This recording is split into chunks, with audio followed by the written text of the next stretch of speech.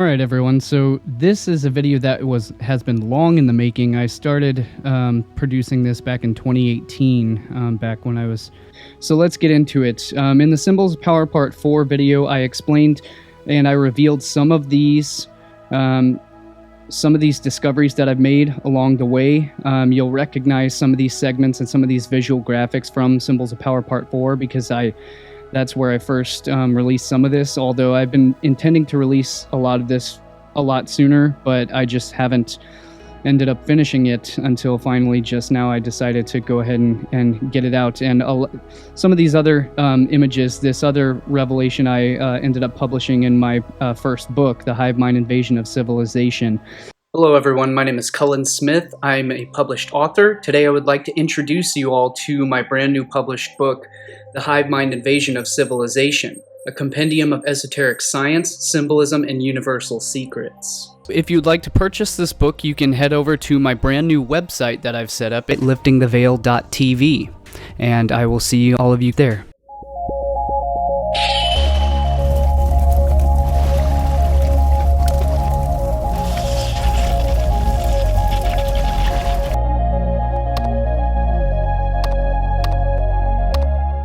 So you will recognize this star tetrahedron, the entire sacred. I've mapped the entire, and this is an original discovery. I know that a lot of people will take offense to me saying that, but I take a lot of pride and responsibility in making that claim because although there have been numerous conscious artist depictions where they just happen to, just haphazardly draw the flower of life or the Metatron's cube and sacred geometry over the human body and representing the human torus field. There are tons of artworks that have done that, but nobody up until this point has done the exact precise pinpoint, has actually mapped to a pinpoint precision every single musculoskeletal structure and how it is entirely mapped out by the flower of life sacred geometry until I have done this just now. So I take a lot of, I know I take a lot of responsibility in making that claim, and I make it humbly because that is just the facts.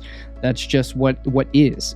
Nobody has put together this exact mathematical sacred geometrical structure of the human anatomy, musculoskeletal anatomy, as well as energetic physiology, the way that I have done it in this presentation. So I take a lot of pride and responsibility in making that claim, and I put that out there because I published it in the book, and we'll be publishing a lot more. There's so much more that goes into this in my upcoming books that I haven't published yet, and this connection, this is only a small grain of sand on the entire beach of synchronicities and symbolism and mathematical structures of the entire human anatomy that I've mapped in all of my works that will be revealed in due time.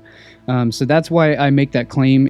So it's very interesting and very synchronistic the way I ended up making this discovery, and I'm going to tell the whole story because it's important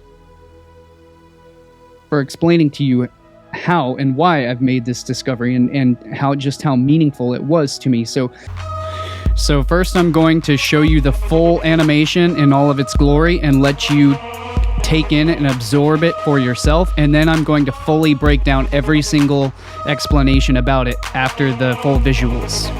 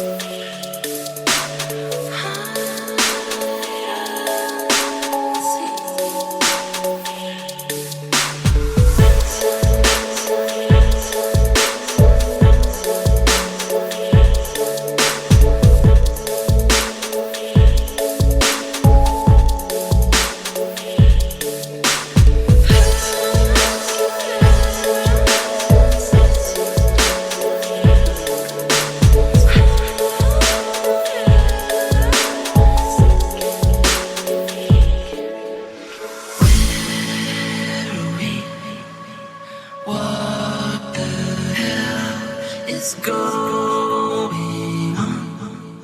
The birds has only just begun to fall. Crop circles in carpet, sinking feeling. Spin round again and rub my eyes. This can't be happening when busy streets a mess with people would stop to walk their heads heavy.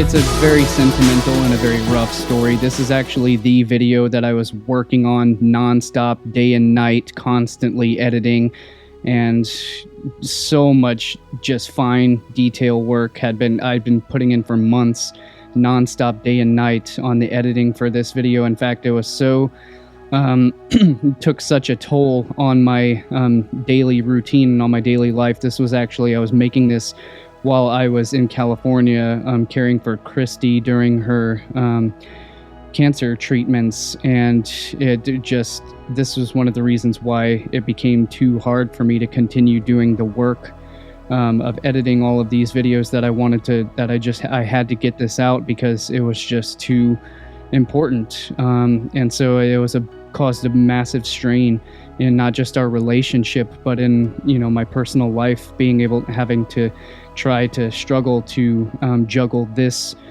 production along with, you know, my personal responsibilities, and it just became too much and too hard to deal with. But that's just a very personal and a very sentimental issue. So this video hits very close to my heart, and it means a lot to me, and it's very sentimental for what I've done with this video. But that's aside from the point. This image of the man on the right was, I first noticed this, and the entire picture came together in an instant in my mind's eye, when I saw this graphic in a thumbnail image on the YouTube channel Athlean X. Jeff, I forget his last name off the top of my head. The channel Athlean X, it's a fitness and physiological channel. He is a qualified physiotherapist and a sports athletics trainer. And so I saw this image on a thumbnail of his videos, and as soon as I saw this, it instantly clicked in my mind. I had never seen a mathematical specimen, just the perfect mathematical geometry of the human muscular system until I saw this image here.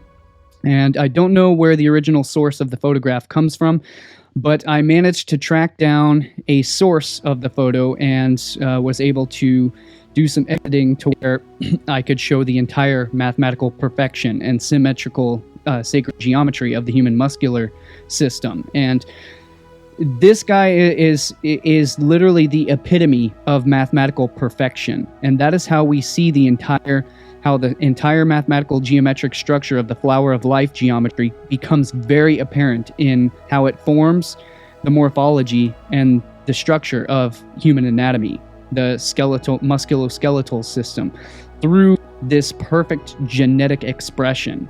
And so the more perfect the DNA health and the genetic expression is, the more perfectly and mathematically symmetrical it reflects the physics of phi ratio of the golden ratio of the golden mean, and the vortex mathematics of the structure of space and time itself. So the more perfect our genetic potential is, the more perfectly our physiology, our morphology of our body begins to express and depict the perfect mathematical structure of space and the universe itself, which is what I saw instantly when I saw this guy's anatomy. And what cued this trigger for me is the musculature of the trapezius and the scapula, the rhomboids, the trapezius here.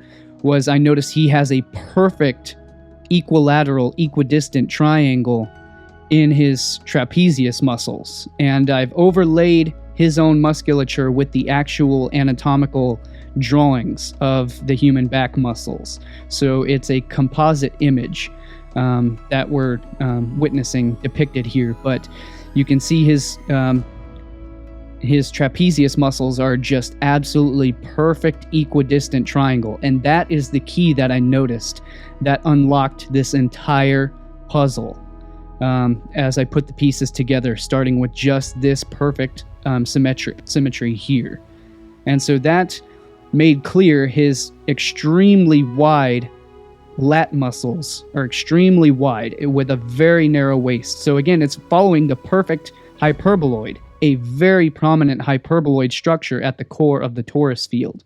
In other words, again, the hourglass shape, the hourglass waist, or the waist basket, as in the waist of your body, but also as in the waist of where your excretory organs begin. Your gut, your bowels begin at the 0 point of the hyperboloid, where you begin to excrete. The waste comes out from the gut, the bowels, the entrails. What we're witnessing, as I showed and disclosed in Symbols of Power Part 4, is the structure of the human anatomy, or the waist. What I play on words, I call it the waste basket, because the waste basket, the shape of the waste basket, again, this is called the hyperboloid, and the hyperboloid is where we get the term hyperbole. And it comes from it is the core of the apple. It is the mathematical core of the torus field, and it is the very mathematical vortexial structure that gives the structure of torsion. It gives the physics of torsion, which gives us the word torque. And torque comes from the Proto-Indo-European root word of turqua, or of torque, which is the root of torque, meaning to twist and to spin, because the twisting is what gives us, it generates power and production, which is how the torus field generates power through the production of vortexial energy fields, torsion fields, which is how they're used as energetic power generators. So this is how the human waist and this hyperboloid structure is representative of the musculature, of the muscular power of the human core. We call it our trunk or our core. The human torso, of the torso, which torso in itself literally comes from an anagram of Taurus, and which itself is just from the root word of torsion, because the torso is what allows us to twist, and it is the element of twisting, which is where we get the word torque from, which is the root word of the torus, which is the root word of torsion, because it's everything is made up of electromagnetic torsion fields.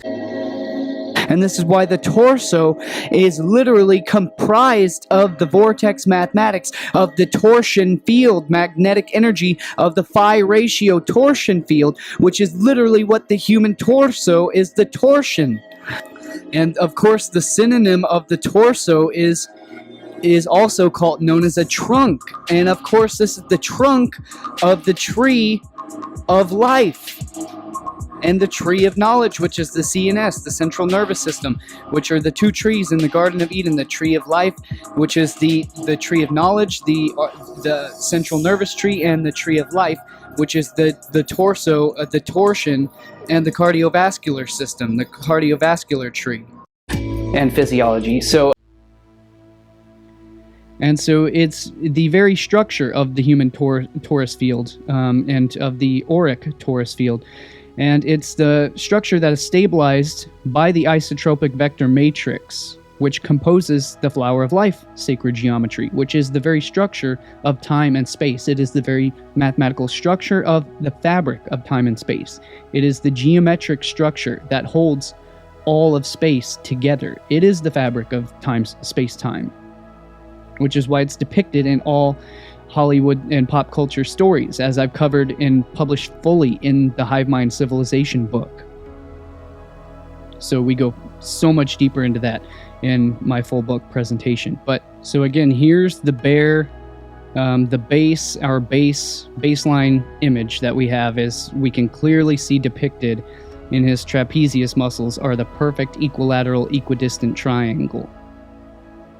And that is the core, the very core, that is the very piece of our entire sacred geometrical mathematical structure of the human anatomy. Begins with this, basically the equilateral point, the points of equilibrium. And although it's not it's not 100% perfect, obviously but he's almost. I mean, this is literally as absolutely mathematically perfect a physique as anyone I've ever seen ever in my life. It is the absolute pinnacle of the perfect mathematical physique. I mean, it can't possibly get any better, any more perfect than this. And I will demonstrate that here throughout this presentation. So we'll start with what I've depicted here is the first structure, or the first energetic impulse that actually gives rise to this structure, and that is the Marco Rodin's vortex-based dynamics, his vortex-based mathematics of vortex geometry. And that's what we witness here being depicted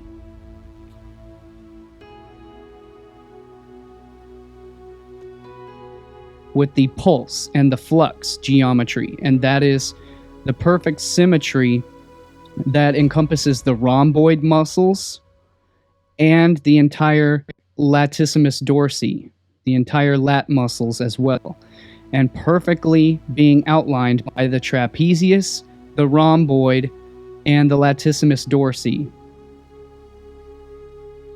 And it follows the perfect pattern all the way down to the sacrum bone.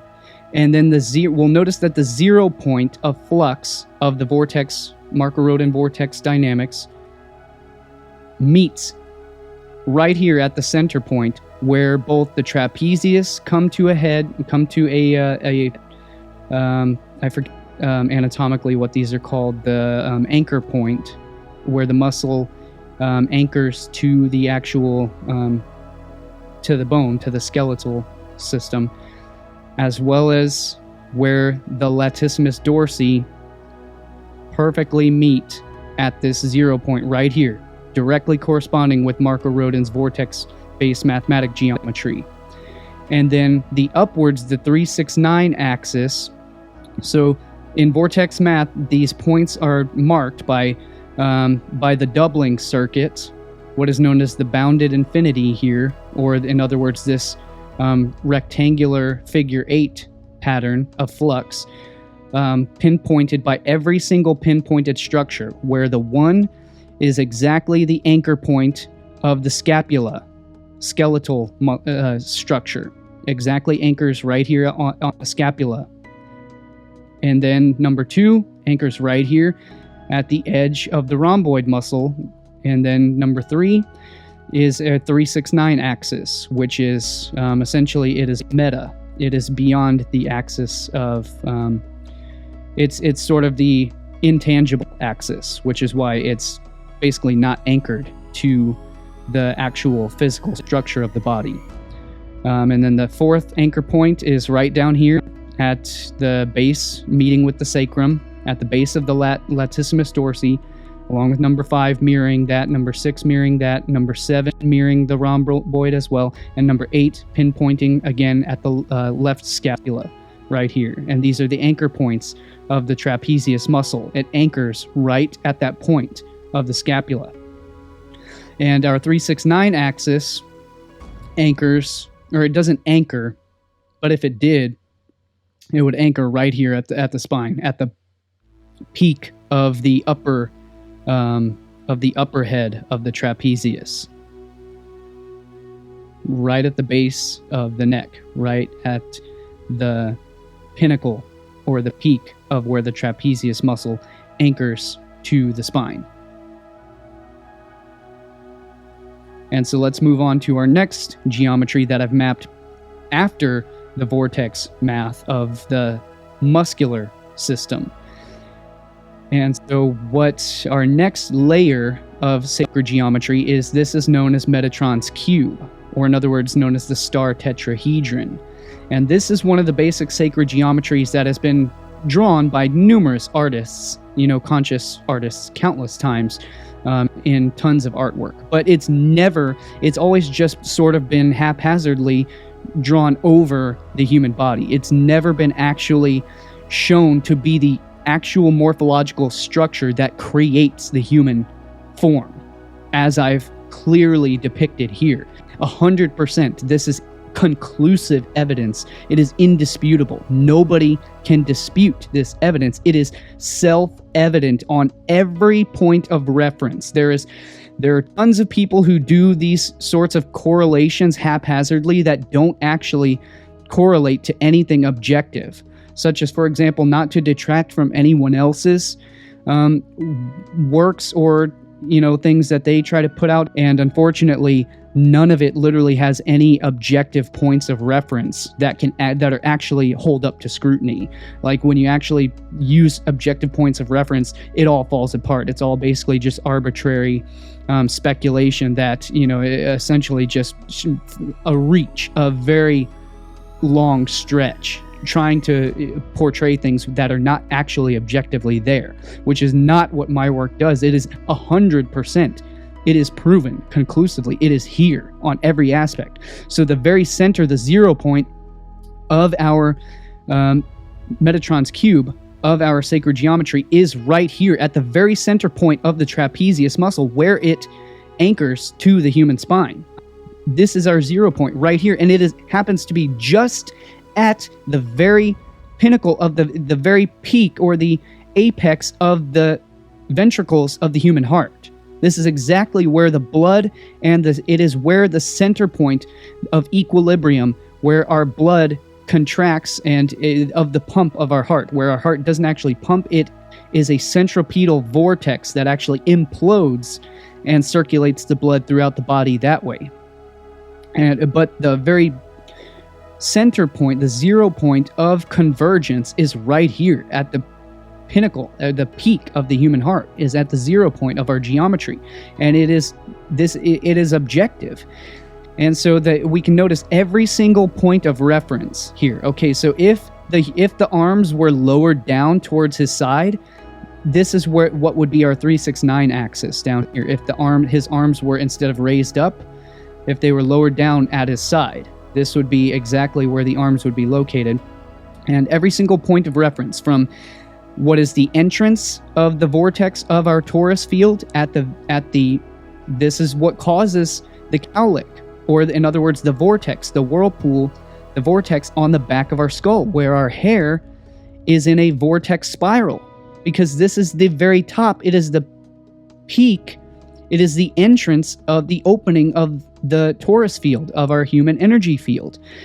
And we can notice every single point of this of the packed spheres of the star tetrahedron, or Metatron's cube, is what creates the very... You can see that it's the spheres that give these spherical structures to the muscle groups. So you can see it is the deltoid muscles that are directly created by the packed spheres of the Metatron's cube. And the center point of our spheres are located exactly here, where the edge of the latissimus dorsi muscles create the contour of the human torso. Is the center point of our spheres right here, at the exact correspond exactly to the edge of the lat muscles. Our deltoid muscles correspond exactly with the spheres of the Metatron's cube. And the very center sphere of our Metatron's cube is exactly what forms this perfect, the perfect equilateral equilibrium triangle at the very heart, the very core of our star tetrahedron, or what has been known spiritually, historically, as the Merkaba. And so, again, there have been numerous depictions, artist depictions of the Merkaba, of the human energy field, but no one has ever done what I'm showing you here, of how it exactly creates the anatomical morphological structure of the human anatomy, of the human physiological systems. Every system of the body is mapped pinpoint precision, and it goes so much deeper. Notice how our star tetrahedron is the core, the downward tetrahedron is the core structure of the male physique. It exactly aligns to the entire structure of the deltoid shoulder muscles. The biceps directly correspond with that triangular structure of the latissimus dorsi. And this is well known in bodybuilding. It's known as the V. I mean, they call it the V shred. They call it the V shred, but it's not a V shred. It's an hourglass. It is a hyperboloid mathematical structure. But the key point of this triangle, this tetrahedral structure, is the sacrum at the base of the spine. Notice how our mathematical vectors, they're also known as the lines of force. They're the lines of direction of energy, where energy flows. Energy flows along these vectors. It is a directional flow. That's what a vector is. And so these vectors, if you notice the mathematical lines of the geometry that create the human morphology, notice how our vectors directly penetrate through each one of the nerve. These are called foramina, these holes in the skeletal system.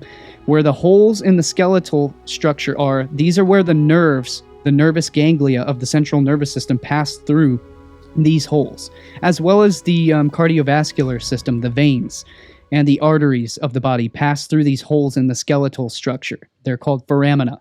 They're called foramen, and because they are foramen, meaning that they are for the amen, meaning truth, meaning steadfast, meaning verily, meaning the truth. And so these vectors, they notice how they directly correspond. You have vector penetrating directly through where the nerves pass through, and the arteries, where directly passing through each one of these foramina. Notice each one of the vectors of our lines of geometry pass through one of the foramina, or all of the foramina. And then they come to a point of convergence, the anchor point, which converges with our center point of our sphere, of our packed spheres of the geometry, right here at the anchor point of the sacrum, right at the tailbone of the coccyx. Directly. This could not get any more perfect. It blew my freaking mind when I figured all of this out. It blew me away in every way. Notice that our angles, our vectors, directly form the structure of our vertebrae. And every one of the vectors creates all the muscular structures. Notice that our vectors, again, our vectors of the geometry, is what creates the upward angles of the trapezius muscle at the upper trapezius here. Right here, directly corresponds. So every vector, our central points of each vector of convergence, corresponds directly with creating one of these very prominent muscular structures of the human anatomy on every level.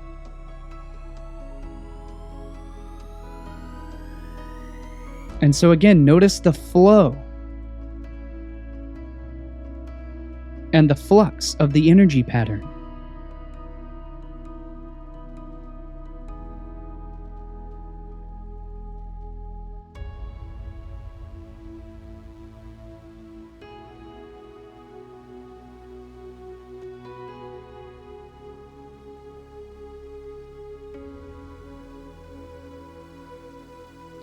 It's beautiful. It is a divine revelation. And so again, here's a perfect composite view of the very spark at the center of the heart, at the very pinnacle or apex, or the very 0 point of the entire structure converges. The 0 point of the spark of ignition that drives the entire energetic engine of the human physiology is exactly the spark of the heart, directly in the center, the fire in the middle. This is exactly the 0 point of energetic combustion, or implosion, rather. The central point of that unifies both combustion and implosion, where the two forces of physics, of nature, unify directly at the levity point between gravity and levity, between gravity, which pulls downward force, and levity, which is uplifting force, at the 0 point of the human heart, right here at the spark of ignition, which corresponds directly with, again, as above, so below, and it's a tripartite. You have the sacrum of the lower nether regions, you have the midpoint, or Midgard, Middle Earth, at the center of the heart, and then you have the upper, the heavens, the point of convergence at the center of the skull, or the base of the base of the skull, essentially. The 0 point corresponding to what we covered in Symbols of Power Part 4 film is actually the optic chiasm. Rather than the pineal gland in the brain, the point of convergence, the 0 point, is actually the optic chiasm. Not the pineal gland, it's the optic chiasm. But let's move on to see what else I can explain here.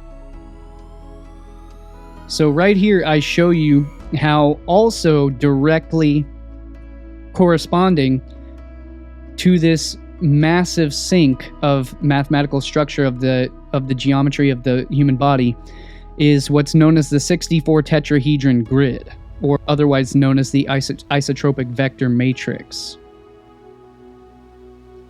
which is a very complex way of basically, it is the entire structure. Nassim Haramein Resonance Project has elaborated very extensively on this specific geometry and this specific mathematics here. So that is exactly what ties into this this piece and this discovery that I've made as well, of how it actually creates the entire muscular structure.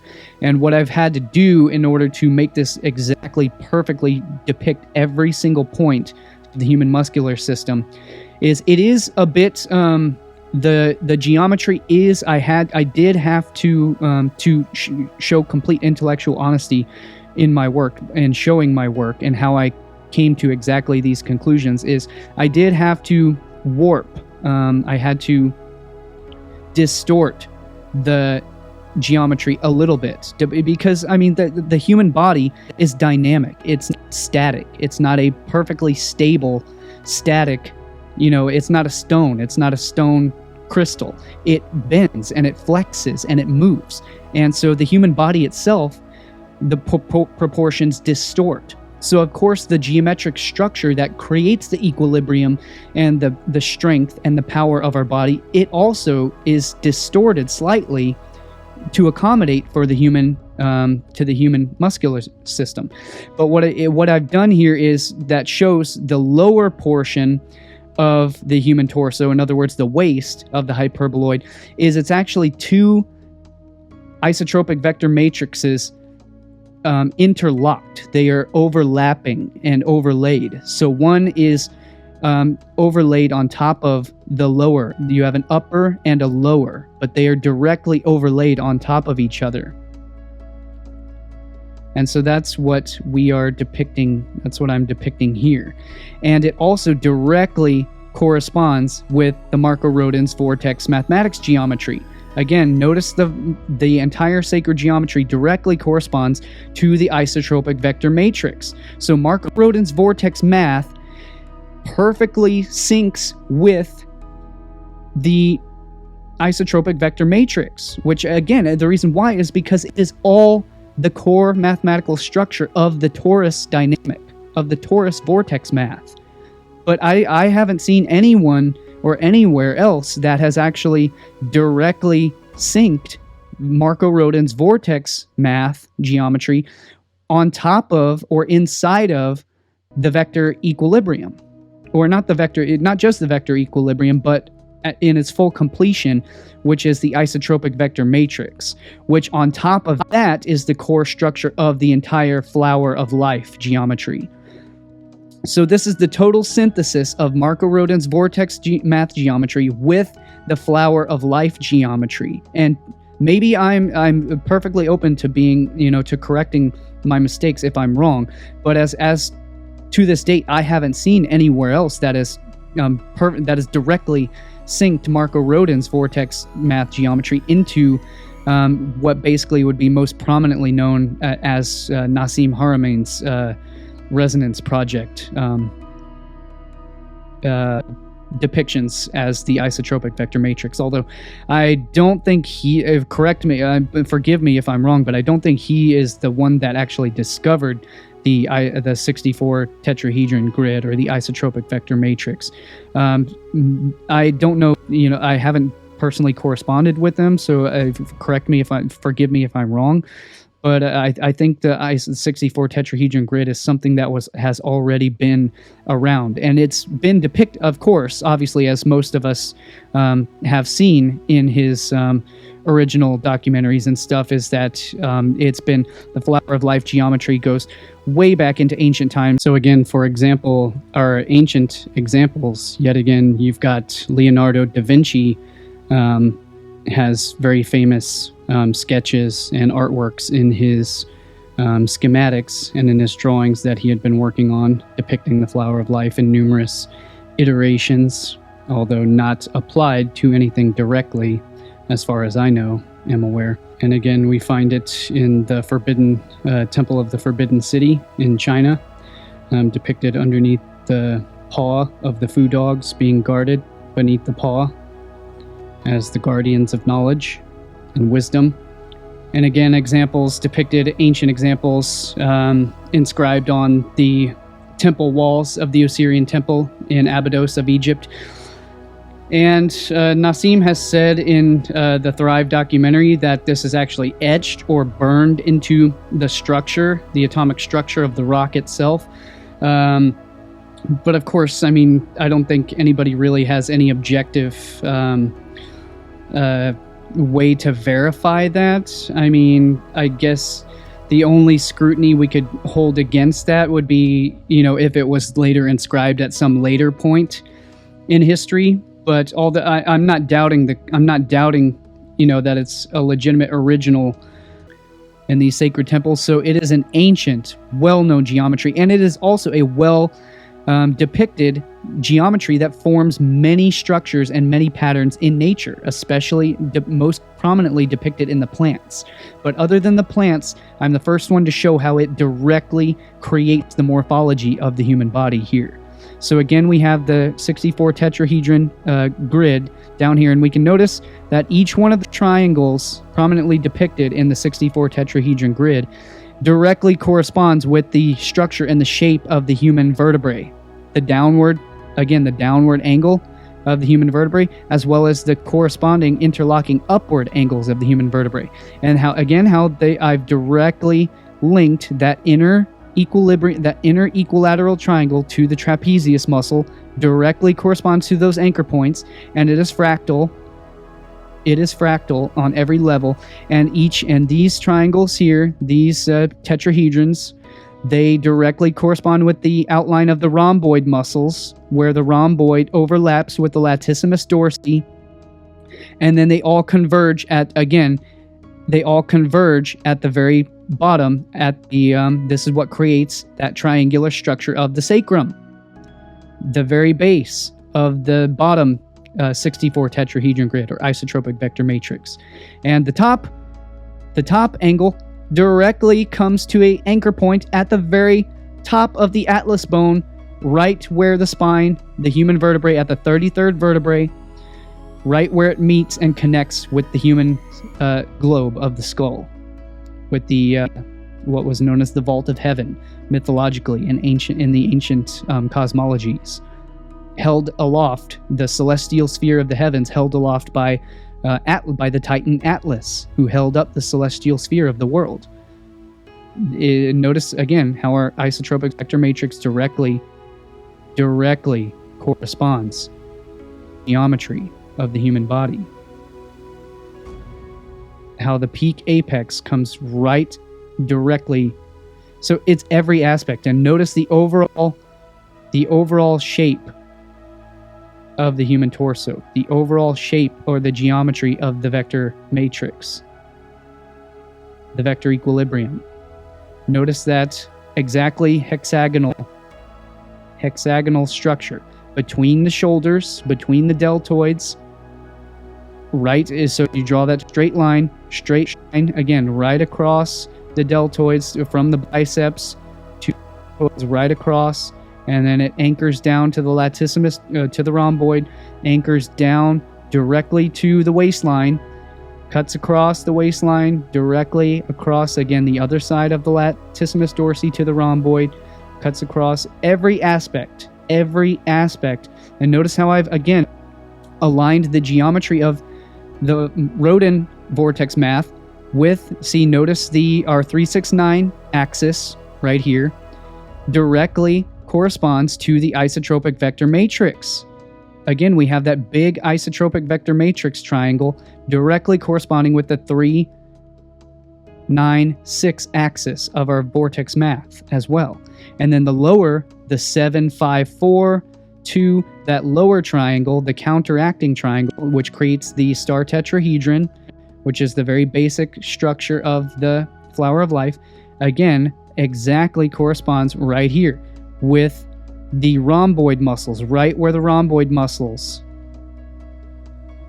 It's again meeting with the sacrum to the base of the rhomboid muscles. Every aspect, the core equilateral triangle of the trapezius. Every aspect is here.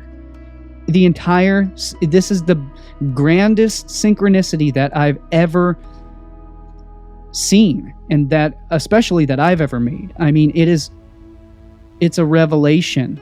Look at this. It is beautiful. The mathematical structure, the symmetry.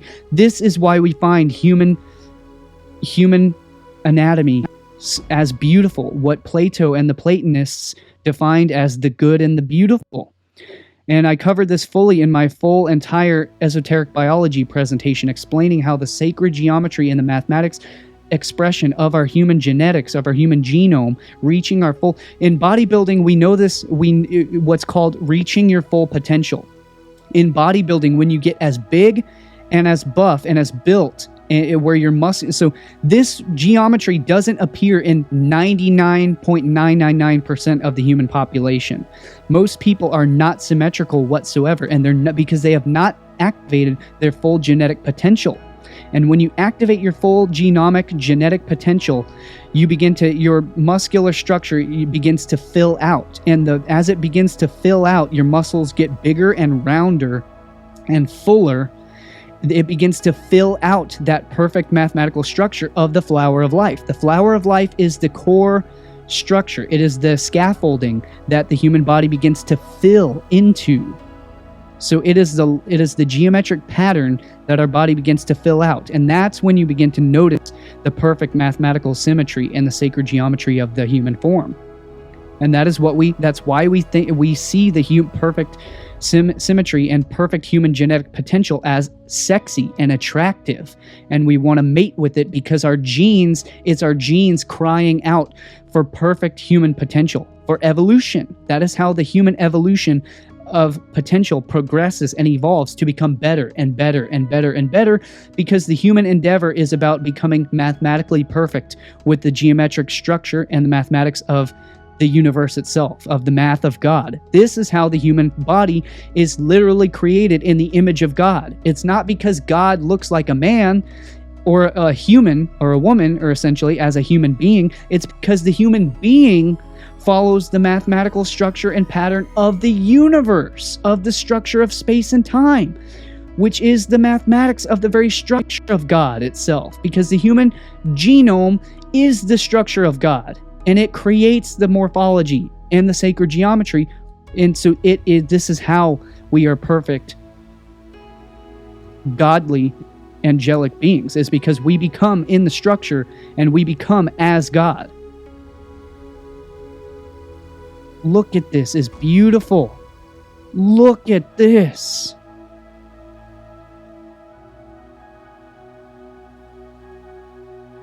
Notice the flux fields. And so here we notice Metatron's cube, the hexahedron, perfectly syncing with the vortex geometry. And at the very center of it, we notice the unicursal hexagram creates. Notice the trapezius muscles at the unicursal hexagram at the very center. Between the rhomboid muscles and the trapezius muscles creates the perfect unicursal hexagram at the very core of the flower of life, with the vortex math geometry highlighting that perfect unicursal hexagram, or the star tetrahedron. It is gorgeous. And notice the flux field with the 0 point of the unification of where the rhomboid and latissimus, exactly where the trapezius meet at the anchor point of the human spine, right here, with the rhomboids and the latissimus dorsi. Rhomboids at the top, latissimus dorsi at the bottom, and the trapezius muscle directly at the center. And every single vector of the geometry, notice every single vector directly aligns with the angles and the pattern of the human muscle fibers. Notice the muscle fibers of the upper traps directly align with the exact vectors of this geometry. Every piece of the muscle fibers, every angle of the muscle fibers directly follow these lines of flux of the sacred geometry and mathematics of the human body. It is absolute perfection. It is absolute. It is absolute. And here's the entire synthesis of the entire thing witnessed. We notice now the flower of life geometry is a set of packed spheres. If you pack spheres as close as mathematically possible together, they are overlapping and intersecting. And that intersection of the spheres of the geometry is what creates every line and vector of force. And we can notice the completion of the entire structure here. So we notice again the isotropic vector matrix at the very heart, the core of it. We notice the very center triangles with the 0 point at the very center of our trapezius muscles. We notice the peak or the pinnacle at the upper trapezius where it unites with the human vertebrae at the base of the skull. We notice again, everything I've already pointed out, just more clearly depicted here as I've overlaid it. And then most importantly here, what we notice is every single intersection point, every single nexus point of our isotropic vector matrix grid is what creates every single anchor point of the human muscular system, where it attaches to the key points on the human skeletal system. Such again, right here, these anchor points are right here anchoring on the scapula. Right here where the trapezius muscles anchor to what are called in anatomy, these are called insertion points, where the muscle inserts and attaches to the skeleton. Every single point is exactly corresponding with the key structures of the musculoskeletal system. Again, these core points directly correspond to the vertebrae of the human spine. Each one of these is a key strategic vertebrae, especially again at the very base anchor of the sacrum, the coccyx. So right here we notice again how I've overlaid the two isotropic vector matrices that create, so it's not just one, because one is incomplete. It has to have a lower one directly overlapping and interlocking and intersecting with the upper isotropic vector matrix. And the lower one is what creates the lower half of the body. See, notice that our pink one, the isotropic matrix depicted in pink is what syncs and corresponds with the lower portion of the hyperboloid of the human waist. And the upper, depicted in blue by the blue isotropic vector matrix, also shown in green here, as the flower of life is the green is the flower of life. These intersecting spheres, overlapping spheres, is the structure of the flower of life. And our second isotropic vector matrix is what creates the lower portion of the human torso here, which is why they're different proportions, why the upper portion of the human torso is wider than the lower portion of the human torso. In other words, what creates the hourglass shape, because it's a fractal.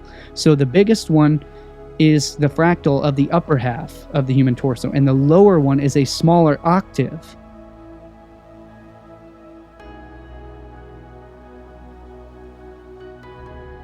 And so yet again, just from a different perspective,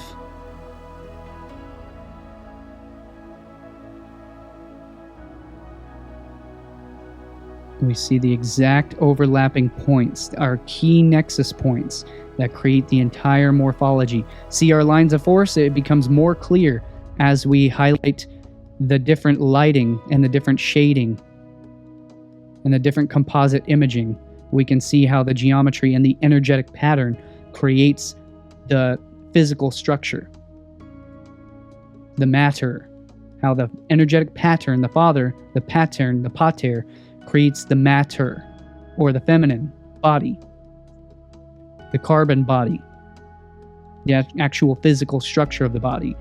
It's not to say that the male body is feminine. It's just to say that the matter itself is the feminine aspect, because it is implosive. Yet again, it is the completion. It's both. It's the unification of both masculine and feminine physics principles, not gender principles, but physics principles. Again, which is masculine explosion and feminine implosion, which unify again here at the 0 point at the exact pinnacle of the human heart. And again, we notice the interlocking spheres. So these are all a series of interlocking spheres. And we can notice how it creates especially the structure of the human bicep, the tricep, the entire circular spherical deltoid.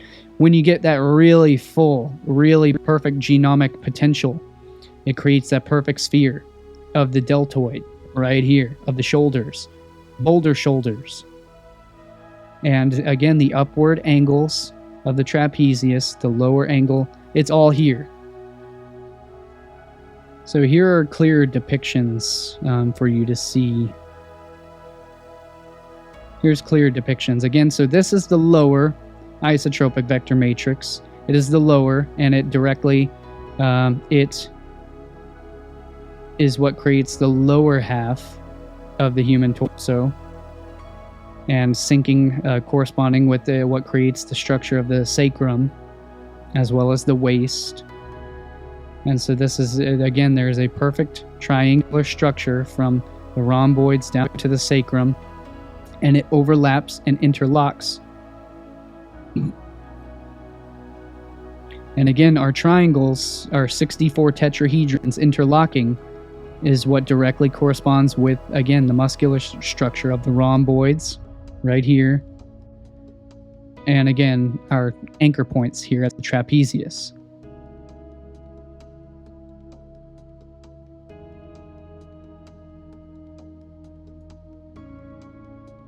And again, our upper isotropic vector matrix being depicted in blue, and the lower depicted in pink.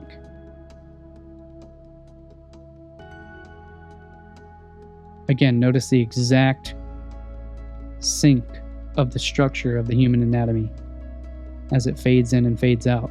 So you can highlight and directly correlate. And here's the unification of the entire structure. It is two interlocking, overlapping isotropic vector matrices. Matrices, if you want to be technical about it. But I'll say matrices just so that people don't try to think I'm some sort of elitist. And so I've taken the entire puzzle even farther and correlated the entire thing. And if anyone out there is what I would like is to join up with a professional graphic artist and to actually test my hypothesis here on every aspect, on every level, because I'm completely intellectually honest with my work, and that's why I've shown exactly how I've shown my work and how I've come to the conclusions that I have, and how it's 100% objective. I'm not just trying to see things where they aren't there, because if it's not there, if it's not real, it goes in my scrap pile. But so I've gone even further, and I've taken, this is I think this is Frank Heath is, I think, his name. Frank Heath is a world-class bodybuilder, Mr. Olympia, I believe.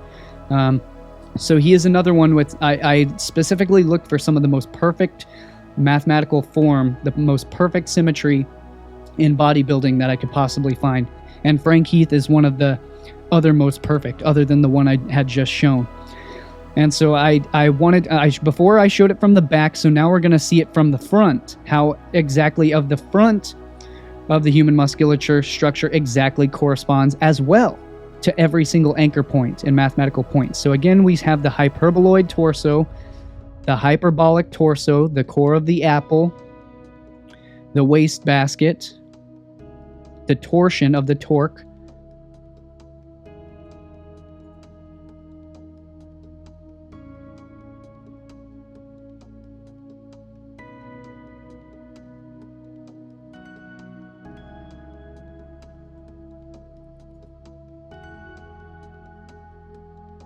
and so again, we notice also the same geometry corresponds to the front, the vortex, Marco Rodin's vortex math.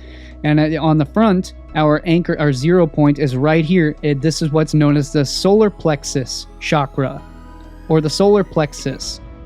It doesn't exactly correspond with the belly button. It's slightly above the belly button, but this is the very anchor point of the abdominal muscles, the exact midpoint of the abdominal muscles. So notice the upper abdominals and the lower abdominals. It's the exact midpoint between those. And it's our exact midpoint in our lower isotropic vector matrix here, depicted in pink. This is the exact 0 point of the equilibrium of the see, notice our upper in blue, our upper isotropic vector matrix in blue, depicted here, yet again, and our lower, and the 0 point of the convergence is right here, exactly corresponding, boom, exactly corresponding with the exact nexus point of where the abs, the abdominal muscles, right here, exact at the pinpoint center. And yet again, so the entire geometry also corresponds to the front. Notice our anchor points right here at the anchor points of the outer edge of the pectoralis major, directly where they anchor at the armpits, at the upper, our anchor points right here. See that anchor point? Boom, 1 and 8, boom, exactly anchoring with the rhomboid muscles and the outer. These are the serratus anterior. From the front, it's serratus anterior. On the back, it'd be rhomboid. How it creates exactly, this is the serratus anterior, the wide V shred, exactly corresponding with our bounded infinity of the vortex math. And our 369 axis doesn't exactly correspond here to the front, because the front obviously doesn't have the trapezius muscles. So of course it's not going to correspond. That corresponds to the back, to the trapezius. But again, our 0 point right here at the human heart is the exact 0 point of the upper isotropic vector matrix, which is this, notice again, the hexagonal shape. It's a hexagonal shape of the human torso. Boom. That's what creates the V shred. The V shred is actually a hexagon shape. It's a hexagonal because, again, the hexagon is literally the structure of space and time itself. Well, it's not actually a hexagon. As I've shown, it's an isotropic vector matrix, which is much more than just a hexagon. But it encompasses all of the Platonic solids, such as the hexahedron, of course. Okay, so let's move on a little bit further and see some of our other points of correspondence. Every single point of correspondence is here, is clearly depicted.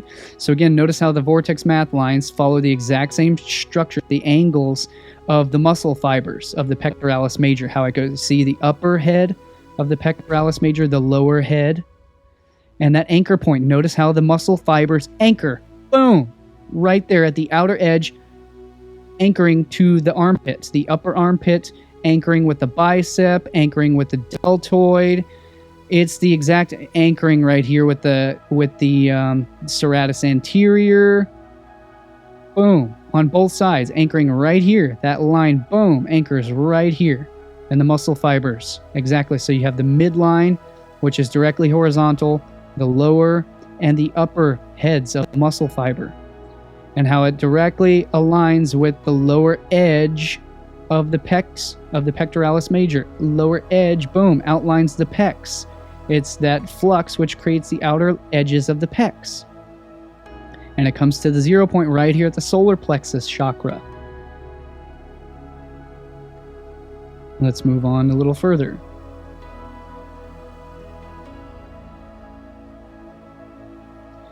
Boom. So we now outline our Merkaba, or our star tetrahedron, our Metatron's cube, which is the core structure of the isotropic vector matrix and the flower of life geometry.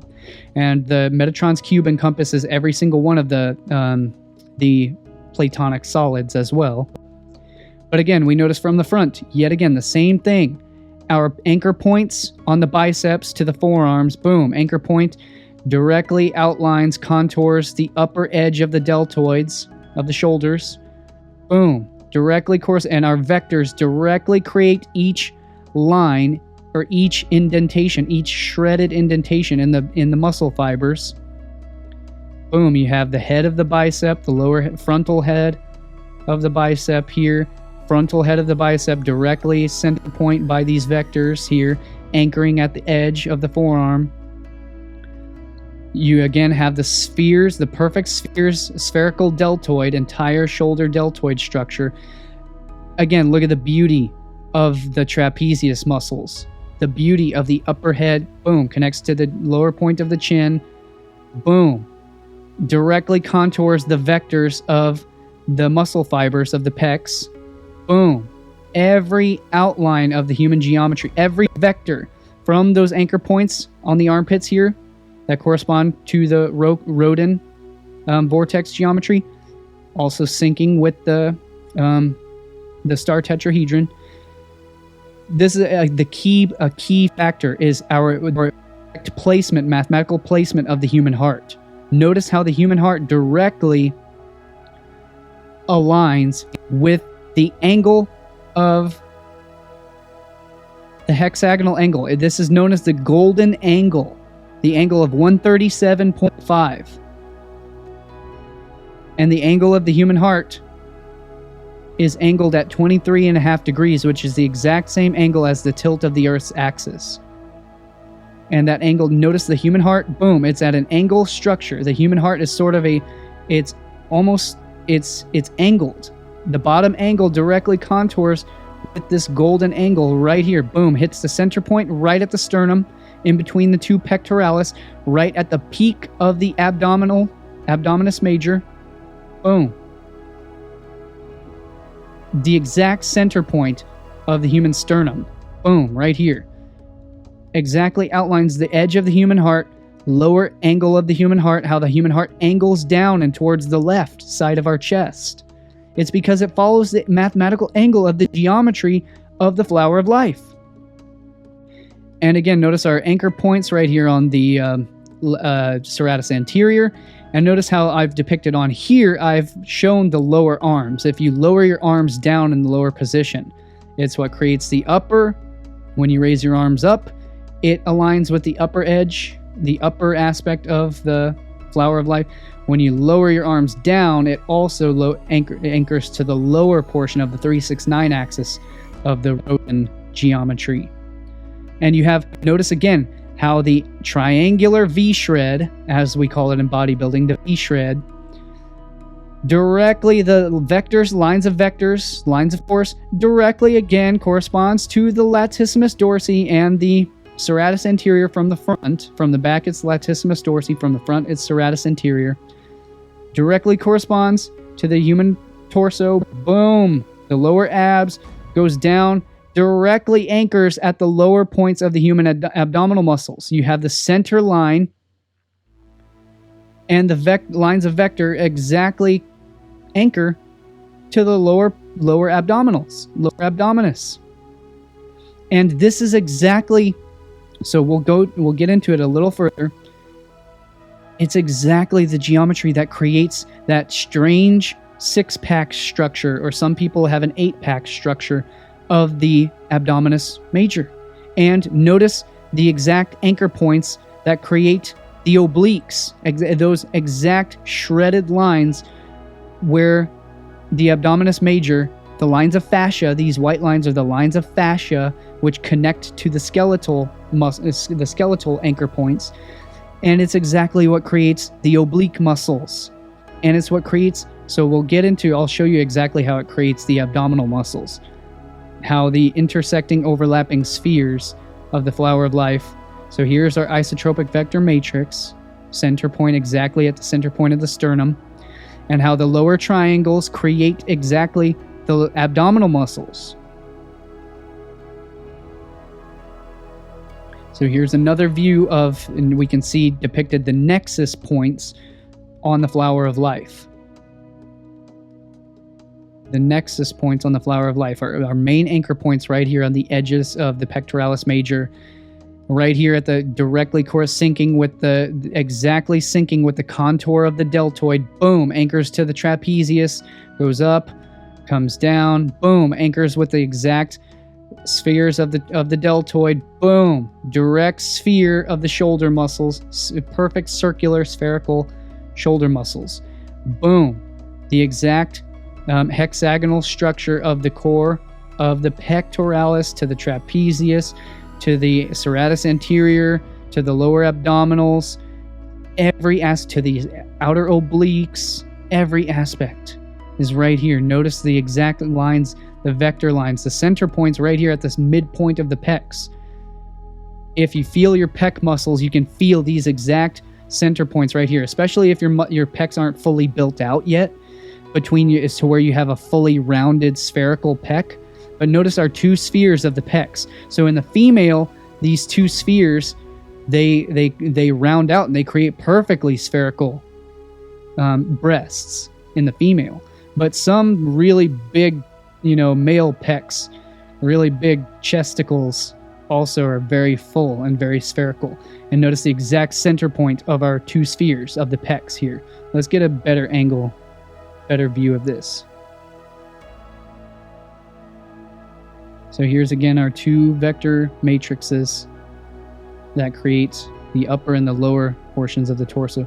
So here's a better angle, a better overlay. Right here. So again, we can see our direct anchor points, the two spheres, and let's get a better angle. Let's get a better view. So here we can see the glowing shading of the intersecting points of our spheres.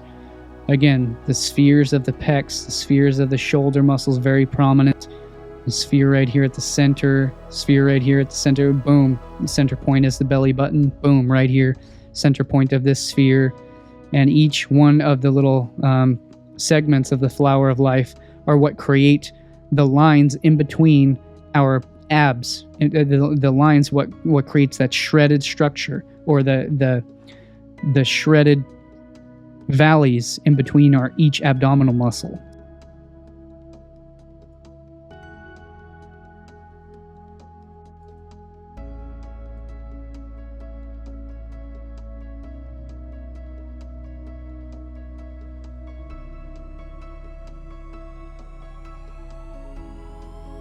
So here's a pretty good transparent, this is a pretty good transparent view of it. So again, we have our center points, boom, right here. Notice these two spheres, boom, perfectly outlines the contour of each very large spherical pectoralis full pec muscle. Notice how each pec, see each one of these pinpoints here, that is each the outer contour of the pec. Roughly, perfectly outlined.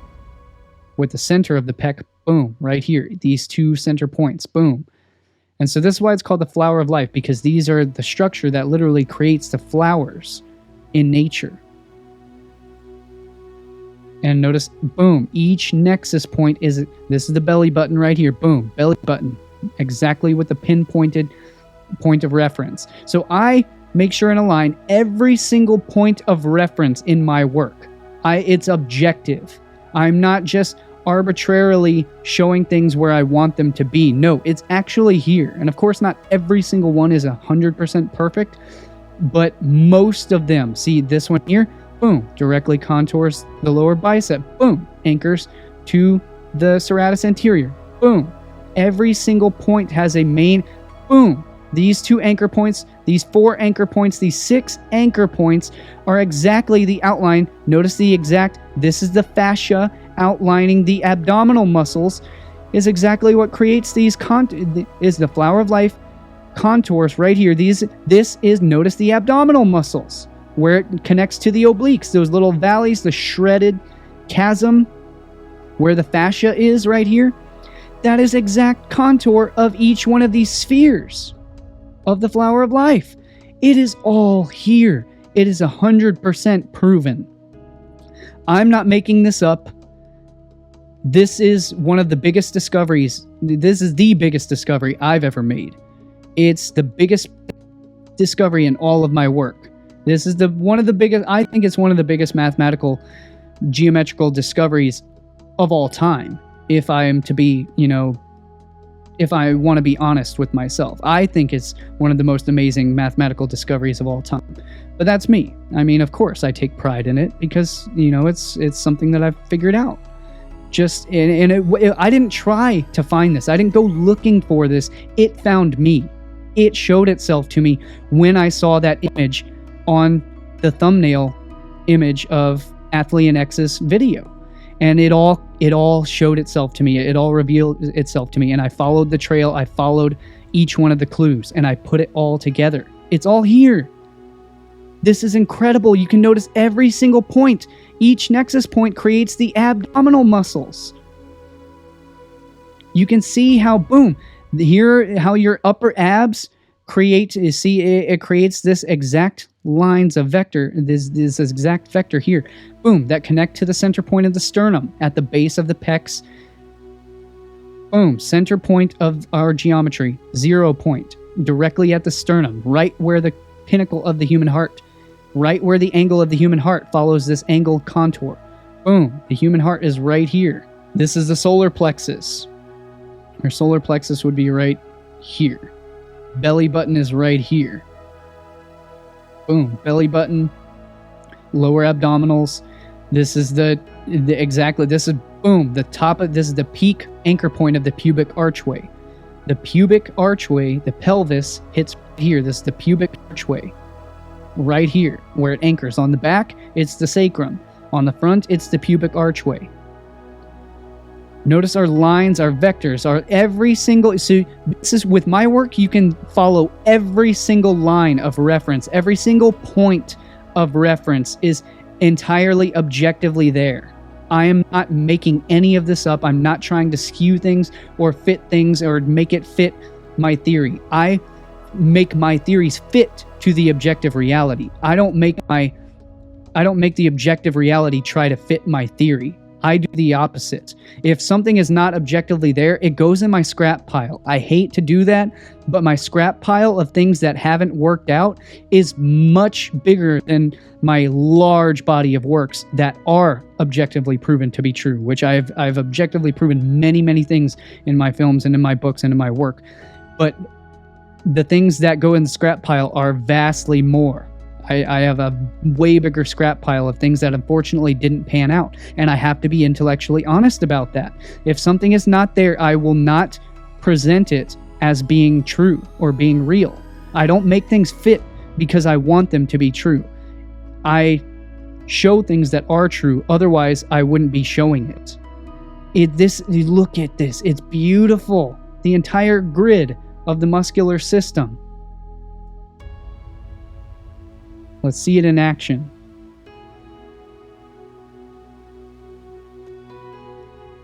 Look at that.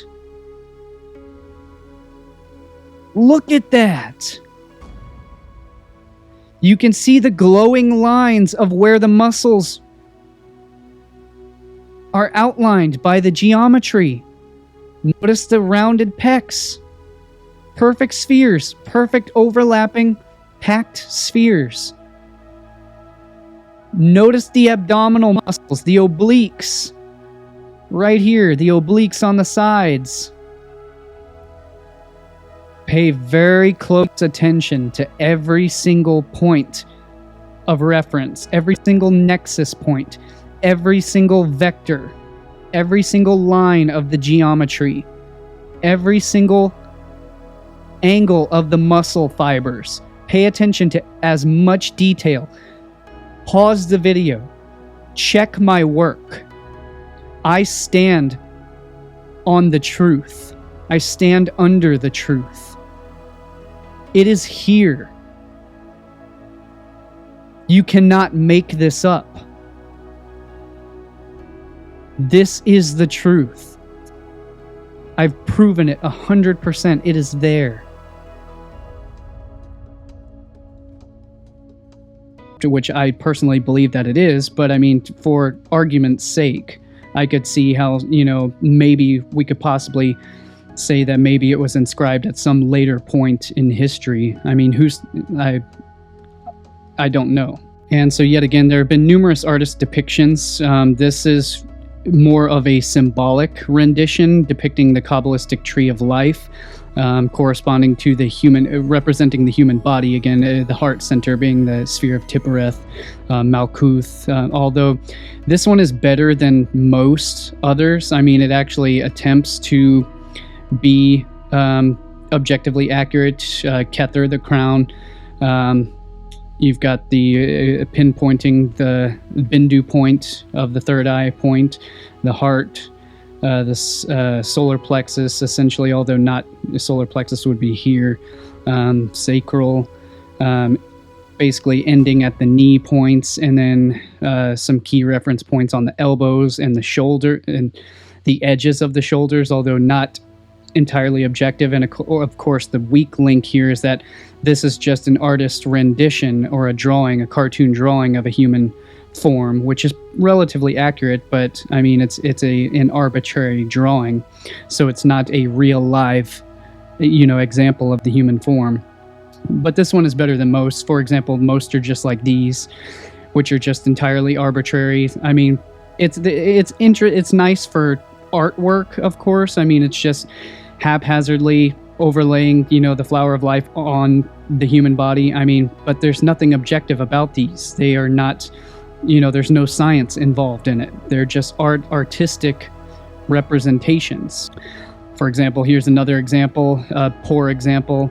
The only reference point would be the circle of Da Vinci's Vitruvian Man, and the belly button, the base of the feet, and the top of the skull. So in other words, just the height and the very midpoint, which is the belly button, and that's all. And also, for example, this one here, this video, Mystical Geometry of the Human Body by Danny Wilton.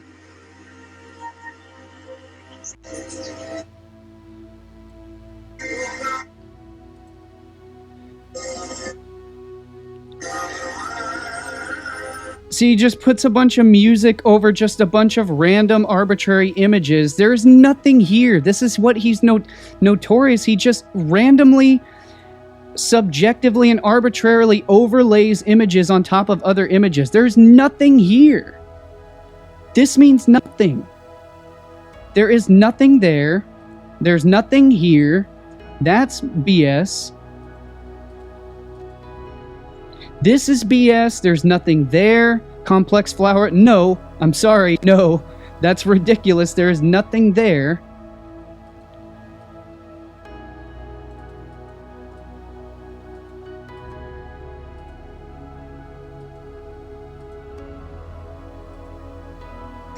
So here it is. No, none of this is correct whatsoever. There is nothing. This is ridiculous. There is nothing here. Look, he's got just randomly numerous overlays of the flower of life on top of other flowers of life, on top of other multi-layered on multi-different larger scales, and zero of them have any points of reference to anything objective on the body. It's just a picture of the body randomly overlaid on the flower of life. There is nothing here. It's like, what? There's no points of reference. If this is his one point of reference here, attempting to be the pineal gland, that's not the pineal gland. The pineal gland is up here. None of this, I guess he's trying to be the throat, the heart, the solar plexus. None of this is anything objective. This is not the geometry of the human body here. And the flower of life does create, as I've shown, it does form the human body, but this is not it. This is not it here. That is not in any way accurate. What is this? This is ridiculous. There is nothing here. What is that? There is nothing there. That's not the pineal gland. The pineal gland is up here on the back of the thalamus. This is nothing. There is nothing here. It's just random, arbitrary self-insertion. So on pages 85, 84 in my book, this is the geometry. This is the actual objective geometry of the human skull and the human brain. And I'm not going to explain this in depth. I'm just going to show you a cursory preview here, because I'm covering this fully. I'm not going to get into the skull or the brain in this presentation, because that will get way too long. That'll be another 2 hours in and of itself, which I've already got in a almost complete finished separate Symbols of Power film, which is about an hour and a half long in and of itself. So we will cover the geometry of the brain and the human skull in much more in depth in the future films. So I'm just going to show you a brief overview here on page 84 and 85 of my book, The Hive Mind Invasion of Civilization. That is the actual objective geometry of the human brain. 100% conclusive, every single reference point, the math and the geometry fully shown. Page 154 and page 155. Page 157.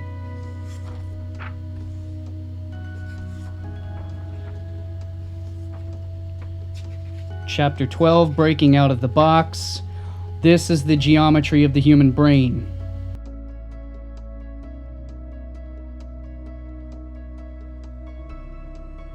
Diffusion tensor imaging scan, the cubic wave field of consciousness. We will go so much deeper into this, since it came up. I'm going to show the real deal. This is the real geometry, sacred geometry, and the real math of the human brain. 100% conclusive.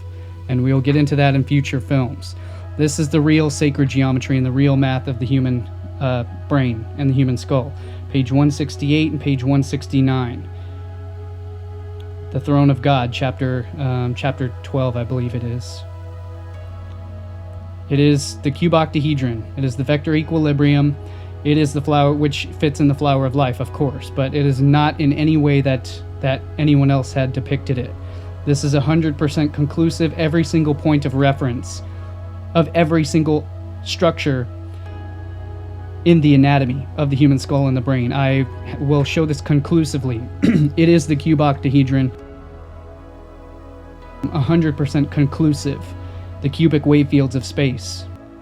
This is a rough draft model that I'm working on for another full film, Secrets of Yoga, and I do not have skills with 3D modeling, but this could be a lot better, but this is what I have to work with for now. Limbic brain as well as the cerebellum all combine essentially to form a pyramidal structure, or a triangular, perfect, almost an equidistant, equilateral triangular structure within the central axes of the brain. And there's a lot more sacred geometry to the esoteric anatomy that we'll be going through in future presentations, but I wanted to point this out. As I just showed you, is literally the exact symbolism, or basically a fractal representation, in other words, a microcosmic representation of the human body sitting in full lotus position, or in other words, in pyramidal structure. That create the human brain and the human skull. And it is fractal and it is octave, but it is not in any way, shape, or form what Danny Wilton or any others had depicted. This is 100%. I will show. I'm not going to explain it here. I'm just briefly giving you an overview and a preview. But I will discuss this, and it's in the full book, so you can read the full book if you want to get. Although that is just also a brief cursory explanation, but we'll go so much deeper in the future film where I explain the whole thing. So make sure you pick up the book if you want the real deal. Here's a sped up 20 times speed of the overview of, again, my entire Symbols of Power Part 4 film covering phi ratio as well as logarithmic spiral geometry of the human brain and the human skull, combined, overlaid with the Great Pyramid based upon Gary Osborne's hypothesis. Also further depicted by a friend, Rich Jarvis, at Welcome to the Golden Page, where I've fully illuminated and completely perfected this to an absolute critical detail in extreme depth. So see the full film if you want that full explanation. This is just a sped up overview of what I've depicted and what I've put together in that. Crop circles in the carpet, sinking feeling, spinning around again and rub my eyes. This can't be happening when business changes a misfit. People would stop to where the midline, direct midline of the human brain is actually directly nicks that point here, directly where the optic chiasm crosses at the crux of the optic nerves of the brain, whereas the pineal gland sits just offset in the golden proportion towards the back of the brain, which is exactly where the egg yolk, or the central sun within the golden ratio egg, where the egg yolk sits inside the egg geometry, is exactly where the golden egg yolk, the golden sun of the pineal gland, sits directly as the egg yolk inside the golden ratio egg, as we covered in Symbols of Power Part 3. And so again, the entire internal structure and the optic nerve relay is following the flux, or following the flow, or the vector of a standing harmonic wave, performing that lemniscus, or that figure 8 shape. So I want to show this beautiful imagery created by Neurodome, and the amazing thing about diffusion tensor imaging is that it is able to detect the diffusion of water. So what's amazing about it is the different colors correspond to the different directions that each set of fibers or paths are running. So the green is actually from front to back, and the imaging pathways only run in one direction. The diffusion path of water only runs one direction, and so you're seeing that unidirectional flow. The red pathways run laterally from side to side, and the purple pathway runs from top to bottom, or from bottom to top, runs up and down. And so what makes this so useful is that when there's an injury, it actually blocks the flow of diffusion, and so you can easily observe the diffusion pathways, and you can tell where there's been an injury, or where there is damage done from either lesions, tumors, aneurysms, things of that nature. And so this force that creates this standing wave formation, or this bipole, this dual toroidal dynamic that is found throughout all of nature, and of course it only occurs around electrical filaments, which run on a universal scale, generated in plasma by electricity. These electromagnetic effects, either they tighten, it constricts, and it coils, which is the essence of the Hindu meaning of kundal, meaning constriction, meaning strangling or coiling. Again, as I covered in Symbols of Power Part 2 and Part 3, is the very meaning of the perineal muscles, of the anal sphincter, of the perineal muscles. Literally means is a constricting, a contracting, a constriction, which is an electric force of charge, which is, it creates strength. It's a force of electromagnetism that creates charge, which creates force and power, which is, it creates contraction, which is how all of biology functions. Electrical biology functions through musculature, is through the constriction and the contraction, which generates power. So the greater electric force, the greater electric charge, the greater constricting power, the greater implosive force can be generated. The plasma Z-pinches are of special interest to the electric universe theory, especially those with the natural result of pairs of Birkeland currents interacting with themselves. In other words, these standing motion waves. And of course, this is the structure that creates the entire physiology of the human brain. It's the structure that creates so many forces also throughout nature. It's literally the hyperboloid, which, as we covered back in the previous films, we covered the various aspects of the toroidal dynamic of the brain, and we'll cover this much deeper in future films as well. But so this is the toroid, the very heart, the very core of the toroid itself is the Z-pinch, is the hyperboloid.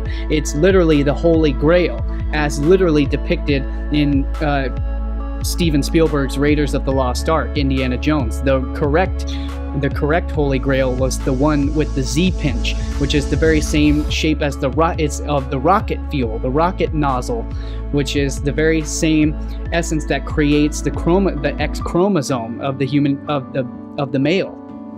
We can measure the divine proportion from the top of the skull to the pineal gland, and then from the pineal gland directly to towards the posterior of the skull. And we also get the golden divine proportion measuring from the top of the skull to the olfactory bulb, and then from the olfactory bulb to the pineal gland. And of course, we also get it when measuring from the top of the skull to the pituitary gland, and from the pituitary gland to the base of the skull, to the back of the skull. We also get the divine proportion measuring width-wise when we measure from the lateral edges of the skull into the internal curvature of the sphenoid bone, directly where the optic nerves pass through the foramina. So directly at those points of the inferior cranial fossa, or the cranial floor, are these contours where the lower cerebrum hits, and they are directly corresponding to the divine proportion measurements. When you measure each one, as the divine proportion has an invisible little line that can be extended, vector can be extended here, and so those 2 points correspond directly with the structure of the inferior cranial fossa. And then of course it can also be measured from, yet again, the pituitary, which hangs directly off the infundibulum, which hangs down directly above the hypothalamus region. So the pituitary measures from the pituitary to the pineal, from the pineal to the back of the skull. And so I also realized that the same standing harmonic wave of this of the phi ratio, the golden mean harmonic wave,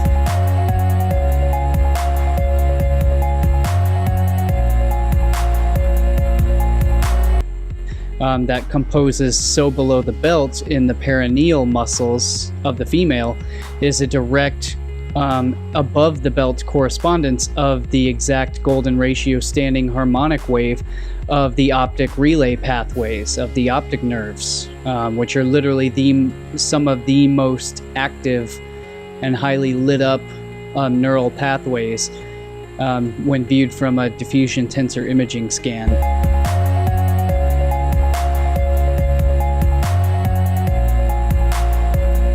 And of course, again, the pituitary and the pineal gland are at the exact golden mean proportion, the divine proportion, which the entire human skull and the entire human brain is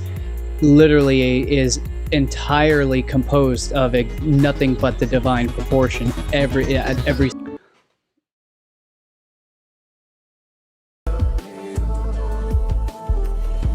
All right, so this is absolutely unbelievable. This is the actual official logo or promo feature for Netflix, for the image promo for the Dark Crystal on Netflix.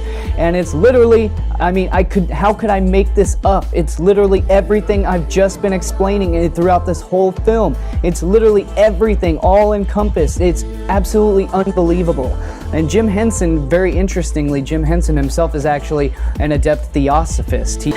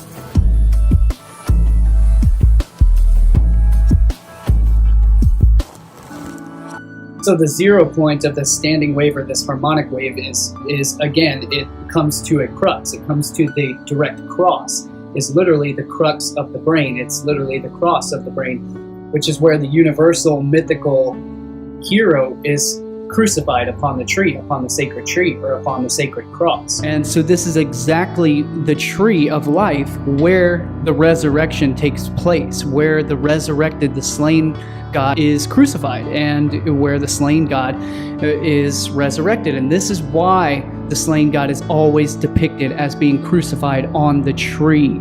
We find this in Conan the Barbarian, crucified upon the tree of woe. Again, echoing this mythology of Woden crucified upon the tree, upon the Yggdrasil tree. And again, the various depictions of Odin are also depicted as the Hanged Man, again depicting the death of the season, the underworld of Saturn, the hanged Lord hanged upside down upon the cross, what is known as St. Andrew's cross, the cross of the upside down crucifixion. Which again is the essence of the Hanged Man. So again, the path of the fool of Jesus throughout the year, from the spring to the winter, and on and on and on throughout the path of the sun. So from resurrection from death to resurrection and eternal life. And so again, this crux comes to an exact point to an exact 0 point again at the optic chiasm, which is literally that comes from chi, meaning cross. It's literally the crossing over point between realms, which is why the Z pinch, the 0 point, is literally where energy crosses over from one plane of existence into another. So it's literally the veil between the two halves, which are separated, the two hemispheres of the dual toroidal dynamic, which is separated by the dielectric plane of inertia, which again, as Ken Wheeler mentioned in the earlier part of the video, when the dielectric plane of inertia is too long to distribute evenly, to divide the polarities evenly, it distributes itself in a helicoidal dynamic, or in other words, a standing wave harmonic, as we are observing here in the human brain. Filaments of the coaxial cables of the electrical circuit of the electrical coil that create the Z pinch in the brain, that create that 0 point, which is literally the dielectric plane of inertia corkscrewing around the electric pulse perturbations. Or actually what we're seeing here is the bilateral symmetry of the human brain is actually also a dielectric plane of inertia within a larger toroidal dynamic. So this is actually, it's a quadrupolar, the brain is actually a quadrupolar toroidal dynamic. And I'm not even sure exactly what that looks like, but it's exactly Walter Russell's models of the sun, which are all quadrupolar magnets. It's a quadrupolar magnetism. So rather than being just a singular toroidal dynamic, which it could be, but it actually displays further features of a dual toroidal dynamic, which is why it creates this bi-bowl structure, as we'll cover in so many other films and have covered previously, is the bi-bowl structure of, again, as we covered, mentioned.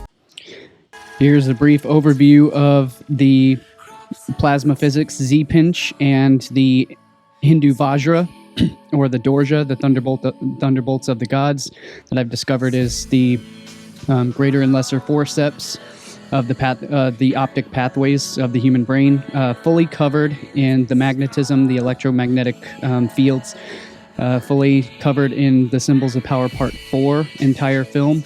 So go through and see that film if you want the full explanation in real time about this. This is just a sped up, cursory overview of the entire segment.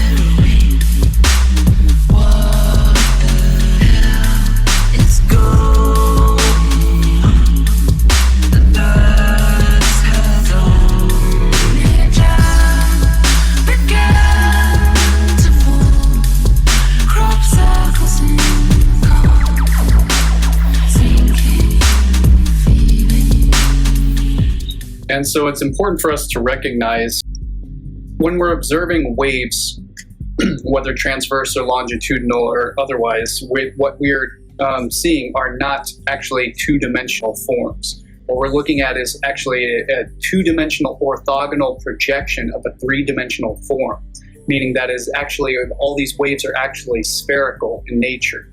There are no flat or straight line waves. Everything is spherical in nature. And this goes back to the initial cosmology of Walter Russell of the cubic spheres of space, but we're not going to get into that in this video whatsoever. We can't. We don't have the depth or the time for that.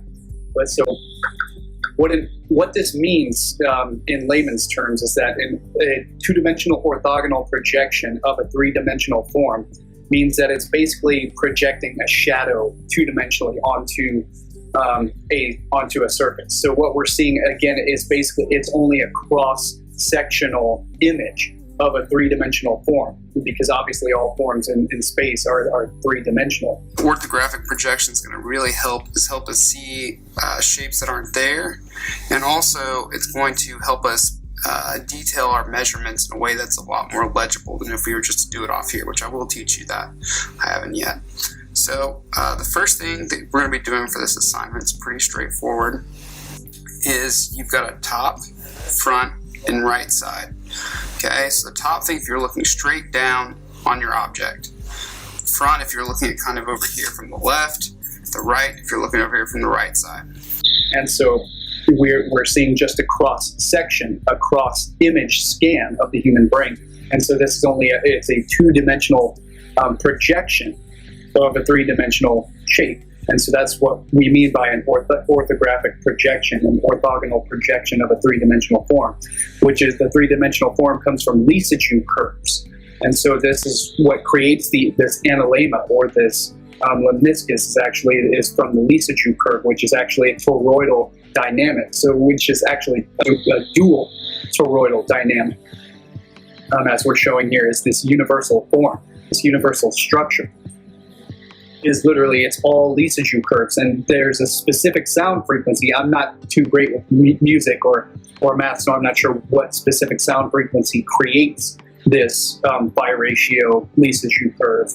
But I believe it's one of the more simple iterations of the Lissajous curve. I think it's a 2/3 harmonic is what I think it is.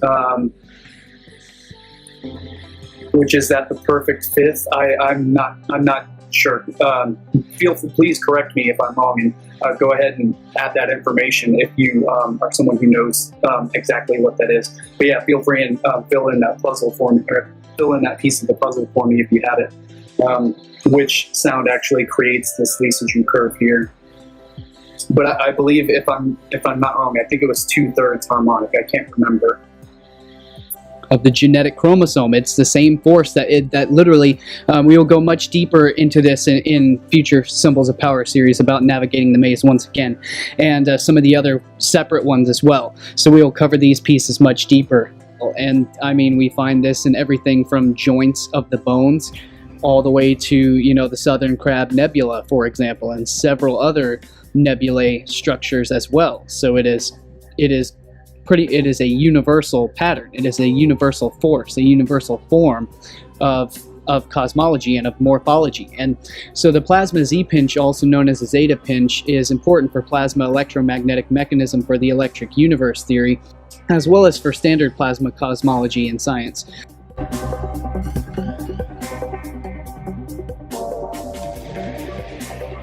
Of the optic nerve. And so this is why we can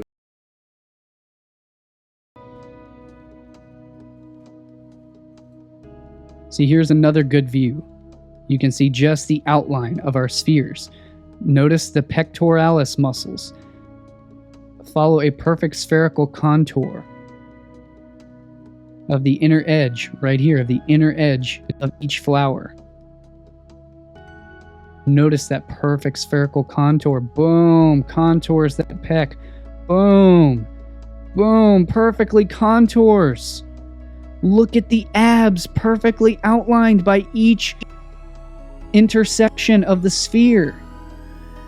And here it is, our entire synthesis, our entire complete mathematical geometric, energetic structure. The whole thing, all depicted and synthesized all as one. Our upper and our lower isotropic vector matrices, both interlocking with our fully functioning, fully torquing torus field. Our perfectly fluxed, our fluxing engine of the vortex math geometry, that is the engine of flux that pumps and drives the entire engine of energy pattern. Here's the belly button right here. Look, you can see the belly button. Look at that.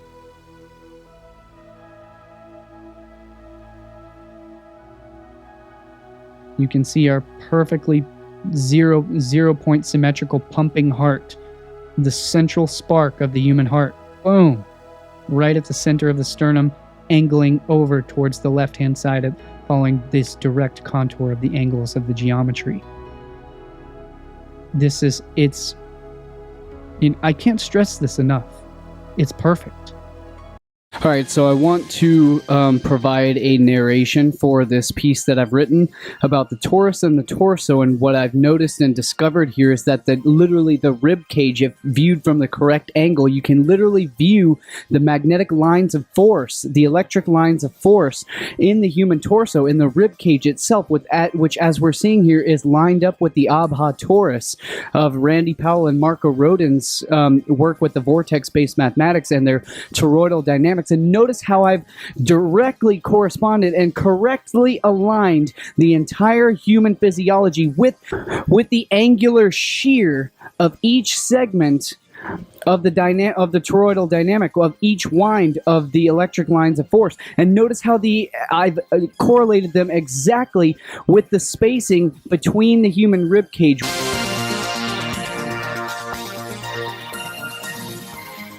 which directly corresponds. And notice how the flux lines of the torus directly create this sort of effect where it literally acts as an uplifting effect up the vertebrae of the spine, how it directly correlates with the exact morphology and the geometry of the human spine, basically with that lines of magnetic flux, basically creating an uplifting or a negation of gravity, which is a counterbalance. It's a counter-rotating current, which creates a counterbalance, a perfect 0 point balance between levity and gravity. So in other words, you were literally at the 0 point. You were literally hovering within that stillness of the magnetism of the human torso. And that's exactly the position and the function of the human heart, lying at the exact 0 point between the exact balance, the exact 0 point between levity and gravity.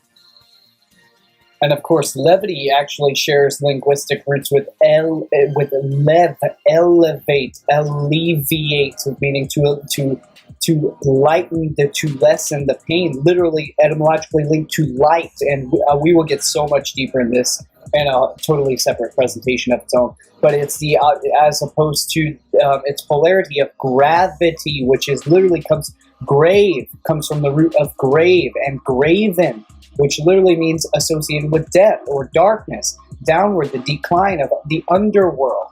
The graven, the gravity, the downward force of physics, whereas the levity is the elevating, the uplifting, the alleviation, the lightening and the lessening of pain and suffering and elevation, to get lifted.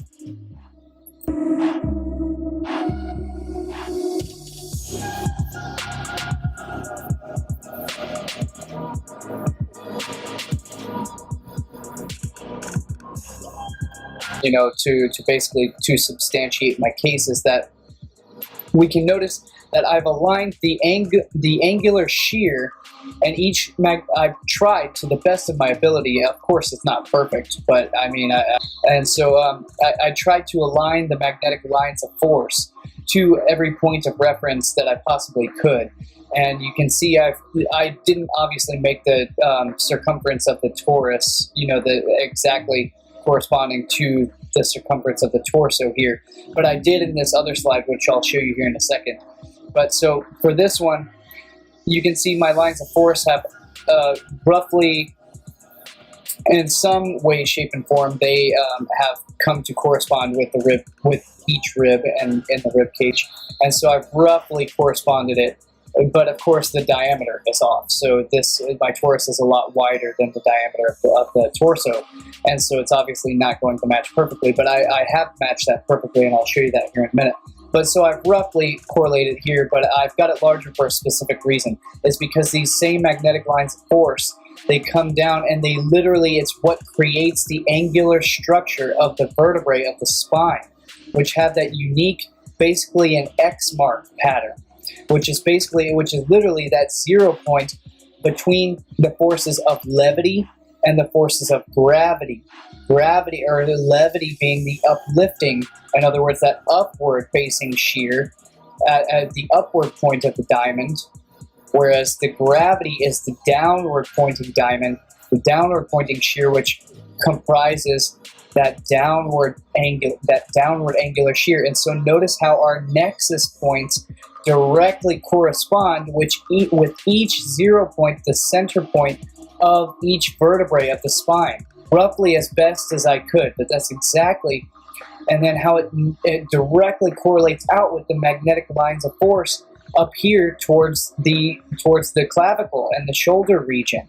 How I, roughly as best as I could, I tried to get the ribs to directly correlate with the lines of magnetic force of the torus field.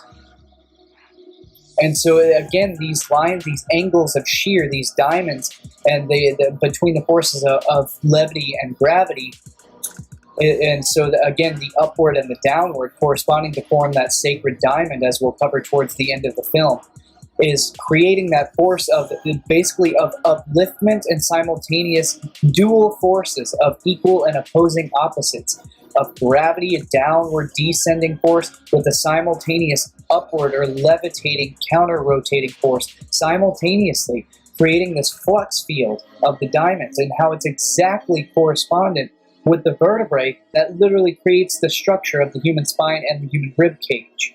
And so let's move on to this piece here. And I've shown yet again how the vortex math is exactly what creates the structure, basic structure of the human pelvis as well. So before we saw it fractal above in the torso, and it's also below in the pelvis, yet again as well. And it is also so above depicted in my other books published in my other future films that I will show. So this is only a small piece. It goes so much further. I'm only showing the entire body structure here, but it goes so much further, and I'm not even going to reveal that in this video. I've got whole other videos that are going much deeper into the entire structure of the human anatomy, especially the structure of the head and the brain, and so much more on top of that. But so we'll again see the vortex mathematics structure. And again, this is warped. I do admit that I did have to distort the geometry in order to fit the human pelvis here, which I guess you could consider that cheating. I didn't want to have to do that. Trust me, if I didn't have to do it, I would feel a lot better about it. And that's one of the reasons why I dismissed this sort of geometry for a long while, until the whole thing really connected, and then this sort of fit on top of it. But again, you have the 369 axis corresponding with the spine, corresponding with the angle of, so this is the angle of the nervous ganglia here, as well as the arterial system. The circulatory system passes through these foramina here as well. So again, the holes are where the nerves pass through, as well as the arteries. But our 369 follows the angle of the femur. Boom, exactly where the knee, the hip joint angles up towards anchors with the vertebrae of the spine. And our lower angles correspond with the pubic archway. Boom, again, the central point of the pubic archway is the 0 point right here. This is the peak of the pubic archway. On the back, it's exactly the 0 point. It's where this is the sacrum here.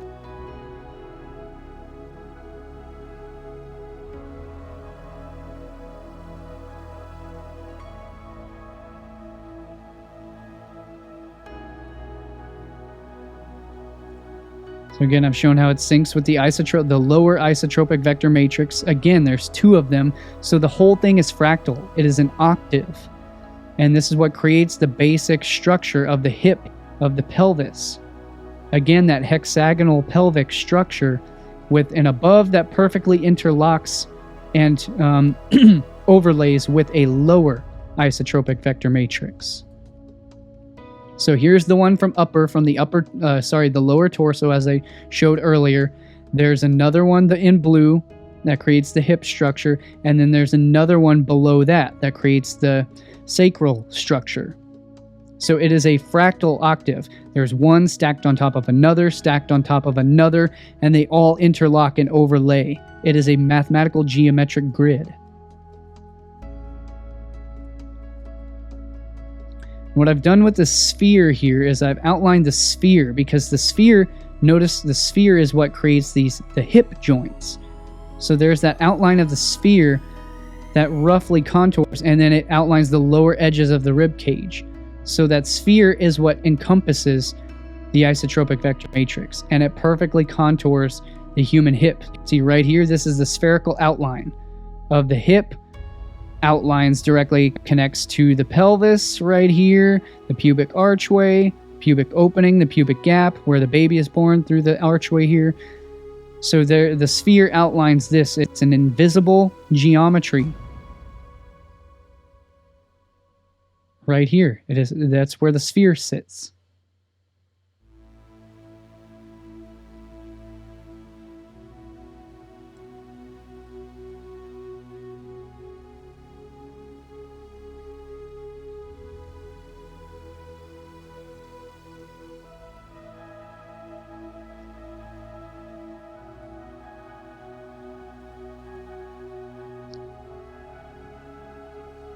And what I'm depicting here is I'm trying to highlight and show you this is the Caduceus Coil. The symbol of the Caduceus is the staff of Mercury, or Hermes. It is the symbol that we know it commonly also as a certain depiction of the medical symbol, the medical staff. Although the medical staff technically only has one serpent. It's known as the staff of Asclepius in ancient Greek. But this the Caduceus Coil, and how the Caduceus Coil is symbolic of the human spinal column. And notice how each coil I've directly corresponded to outlining with the foramina. Notice if these were serpents surrounding and entwining the human spinal column, they would directly go through each one of these foramina here. And that's what I was highlighting right there in that imagery. See, again, I'm highlighting how so these are depicted as the serpents entwining around the central pillar, the Sushumna, as we've covered fully in Symbols of Power Part 2. If you need the basics on that, go back and see that full series for the basics as to what this symbolism and what the symbol is and what it means. The 2 serpents, the staff, especially Symbols of Power Part 4 as well is the finale of all of that. The Caduceus staff. But so each one, notice how they pass. I've passed them through the foramina, and they directly correspond and correlate with the exact structure of the vertebrae. The exact angles and the structure, the X pattern of the vertebrae. Because it is a vortexial pattern that creates, see, it is depicted wrapping around. It is a vortex. It is a longitudinal vortex that creates the vertebrae of the spine. And I'll show you exactly how that is right here. So in this depiction, I show yet again the various different structures that create the structure of the human vertebrae. So again, I've just sort of visually depicted this because if you twist the human skeleton around, you'll see that there are actually little vortices, little grooves here that surround each one of these foramina. And it looks like if you were to pour a liquid or a fluid down over the surface of the sacrum, it would flow in these little channels. There are little channels or grooves that contour the foramina like this. So in other words, you can see a sort of vortex in the sacrum to where if you poured a fluid over the surface of it, it would channel into these there are little channels that flow right down here. And so they would flow in a caduceus, a vortex around these foramina. And then it also contours, there are little channels, little vortexial channels around each one of these apexes of the vertebrae, of the sacrum. And then we can notice exactly how it continues on to create, again, this is the hyperboloid structure of the torus field. So these are each little stacked toruses on top of each other. They are nested, stacked toruses. And this is known as a harmonic standing wave in geometry and math and music and sound. It is a harmonic standing wave that creates, it is a standing wave geometry of sound frozen in time and space, frozen as matter that creates. So this is a translucent or a transparent view of the vertebral column, the spinal column. And each one of these vertebrae has a nexus point right here at the center of the nexus point that, so let's play the video a little bit more. So these are harmonic standing waves that create the structure of the vertebrae of the human spine. Again, the X pattern, the X, the nexus point at the very center of each one of the vertebrae. And this is depicted, if we overlay, this is a perfect unicursal hexagram that creates each one of the vertebrae, surrounded by a spherical outline which creates the standing wave. Notice the standing wave encompasses the harmonic spheres. Each sphere is a torus field. It is a toroidal field in and of itself. So these are stacked toroidal fields. Each one of them is a harmonic torus. It is a harmonic lattice, a harmonic grid. And again, each one of these spheres is actually a sphere inside of the flower of life. So the flower of life continues all invisibly here around the structure of the spine.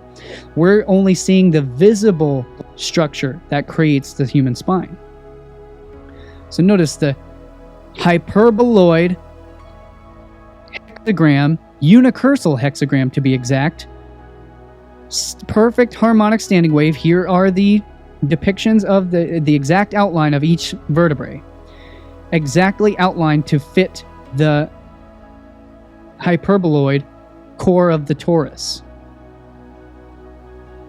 I've overlaid a hyperboloid directly showing each one of the vertebrae. So if you take an X-ray of the vertebrae, you see the exact core structure is a hyperboloid core. So you have to X-ray the vertebrae in order to see that hyperboloid structure, that core. And from the external view, again, we notice that X pattern, that each one of them is a perfect X or a perfect hexagonal, boom, isotropic vector matrix. Boom, each one is a perfect unicursal hexagram, which this is created by, this is the Kabbalistic tree of life. The Kabbalistic tree of life is also what creates the key core structure, the outline of the flower of life. So through the Kabbalistic tree of life, we can see each one of these hexagonal, boom, every single line of force, our nexus points at each apex of the vertebrae. It is absolutely astounding. It is conclusive, 100%. Our upward angle of the vertebrae and our downward angle of the vertebrae. It is the Kabbalistic tree of life, which is the core structure that creates and sinks into the overall overarching structure of the flower of life, the geometry of space and time that creates the structure of all of matter and all of biology.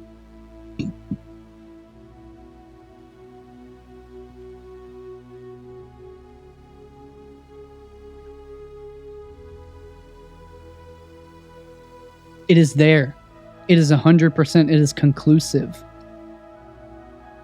Each one of the vertebrae exactly outlined by the Kabbalistic tree of life. And again, the Kabbalistic tree of life represents the human body. the human body, the body temple. And yet again, here's another depiction of the entire harmonic lattice, caduceus core structure.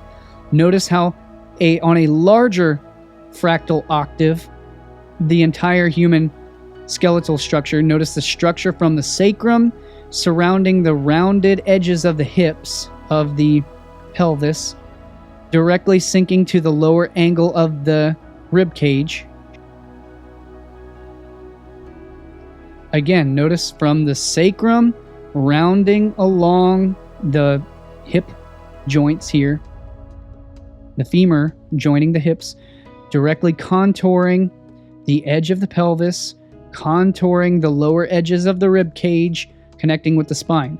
It is a perfect standing wave harmonic lattice, directly outlining the structure of the rib cage.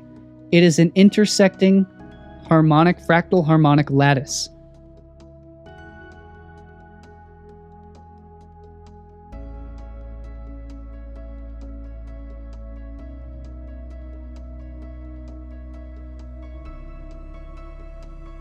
And Richard, I have to give credit because Richard Merrick is actually the first one to do a different rendition of the harmonic lattice of the human spine.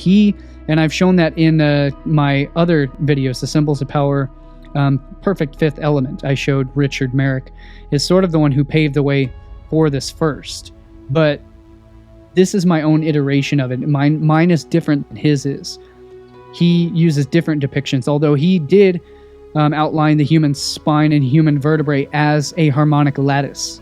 So he's the first one to depict that, but not like I have depicted it here. Again, I've shown these caduceus here. That sort of vortex wraps around the foramina. If you were to pour, again, a fluid down the spinal column here, it would contour these foramina here. And again, the perfect isotropic vector matrix, the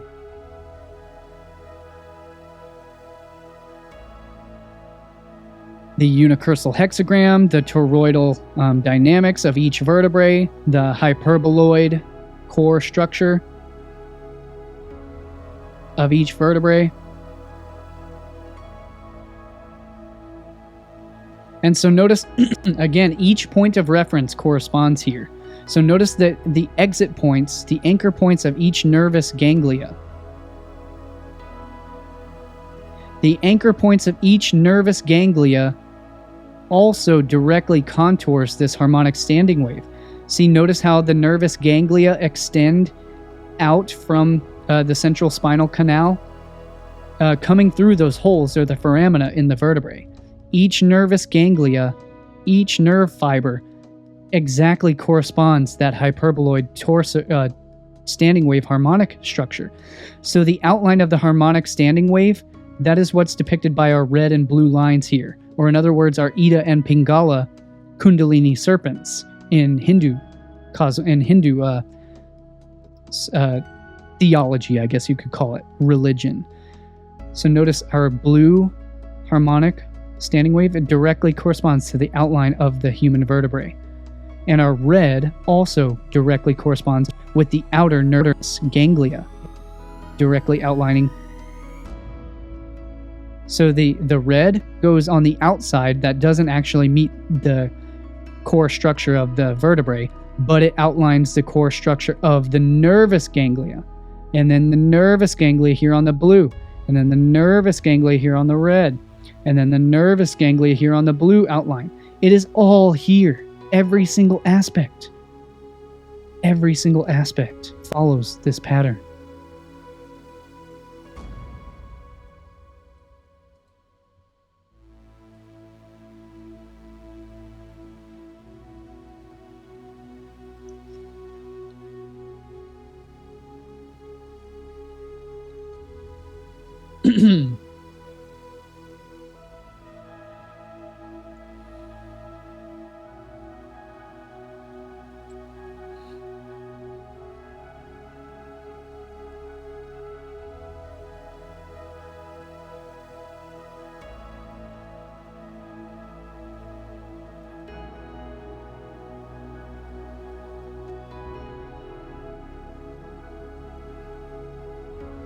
And I first revealed these pieces in the Symbols of Power Part 4 film, but I didn't explain them. So I want to expound and explain upon that. This is the cardioid structure of the human torso yet again. The perfect phi ratio spiral. This is a phi ratio spiral that is the exact cardioid structure of the human torso. And it directly contours the Fibonacci phi spiral. Comes to notice it exactly contours the outer structure from the shoulders, from the arms, the deltoids, directly outlines the circular structure of the pecs, angles down, contours the pecs, and notice how the pecs come to a anchor point right here on the outer edge, just beneath, again, the armpit. That anchor point that I showed earlier, that is the exact 0 point of the spiral. How it creates this spiral, only visible when your pecs start to get freaking huge. And again, notice the lines of vector here in the muscle structure, the fibrous structure of the pecs here. Boom. Phi spiral comes to a perfect pinnacle 0 point at each anchor point on the outer edge. And the other key points, the key anchor points, notice how the phi spiral exactly corresponds. That's what creates that V shred of the abs, that chasm between the abdominis major and the oblique. Right here, this is the line where the line of fascia, boom, exactly contours with the phi spiral. It is exactly its objective.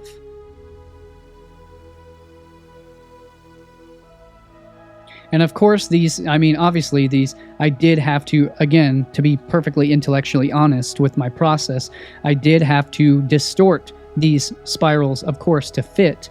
But that is, again, because the human symmetry, although it is almost perfectly symmetrical, it's not 100% perfectly symmetrical. Nobody is absolutely perfect. So this guy is obviously, he's a little bit slightly off proportion. And, obviously, again, this arm is lower than this arm is a little bit slightly higher. So again, that's going to mathematically show some slight variation.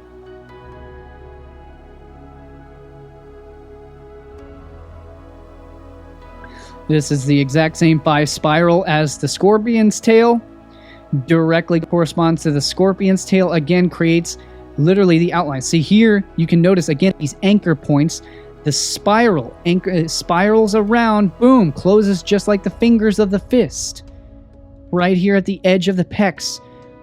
Exactly at the edge where the scorpion's stinger contours.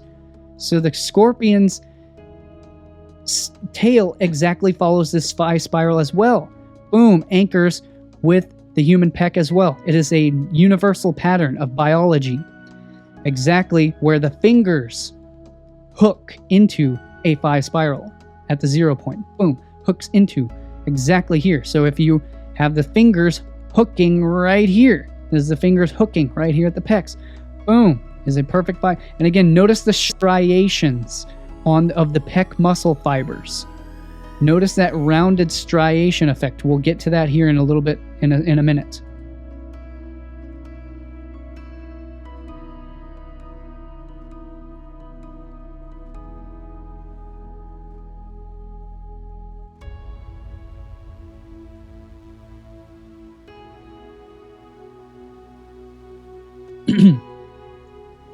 And again, the fractal geometry of the human body. Again, the cardioid structure, or the heart-shaped structure, also follows the exact spiral morphology that creates the human brain.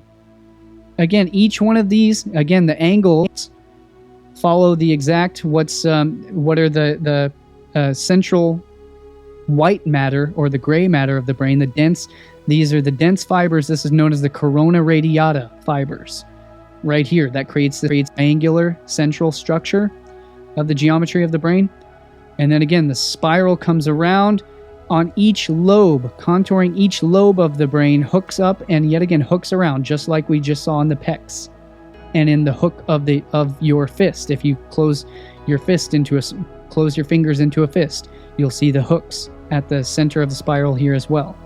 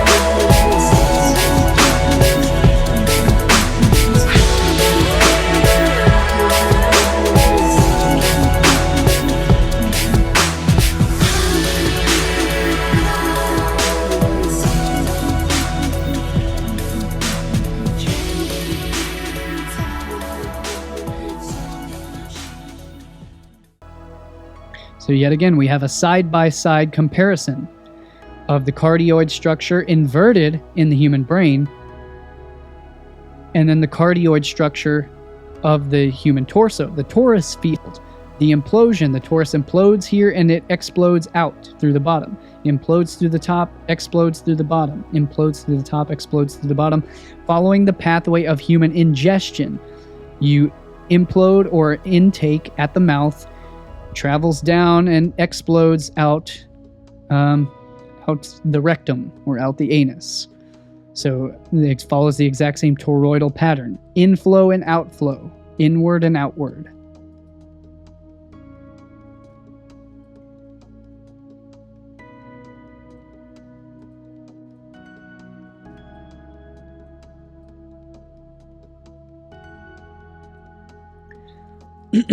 And this one is sort of irrelevant.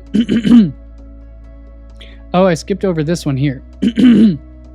So this one, again, yet again, the tail of the shrimp also follows the exact same Fibonacci phi spiral. And again, the shrimp also literally is the exact same structure as this guy's humongous arms. See, notice how the contours of the biceps and the deltoids, it's like that ridged. That's the exact same structure that we find on the shrimp. The shrimp has these big fat ridges on the tail. Same with the lobster, has the same big fat ridges. Same with the scorpion, it has these big fat segments. The scorpion's tail has those segments, same as the human arms. Exactly the same morphology and biology and nature. Same mathematics of the biology and nature. And this is sort of irrelevant, but this is a Egyptian sculpture of the Temple of Amun-Ra. And so this is the Amun Ram, and it's also depicting this exact same ram's head structure of the human torso. Again, the ram's head of the cardioid structure of the dual converging phi spirals. And although the ram's head is obviously not perfect Fibonacci spirals, but this is actually the exact same structure as the outline of the human pelvis. This is the exact same structure as the pelvic region, which again, the ram's head represents the goddess uterus and the goddess reproductive organs. So it is depicting actually the structure of the pelvis. Again, the hips, these are the pelvis, this is the hips here. That is what it is. It's the female reproductive system.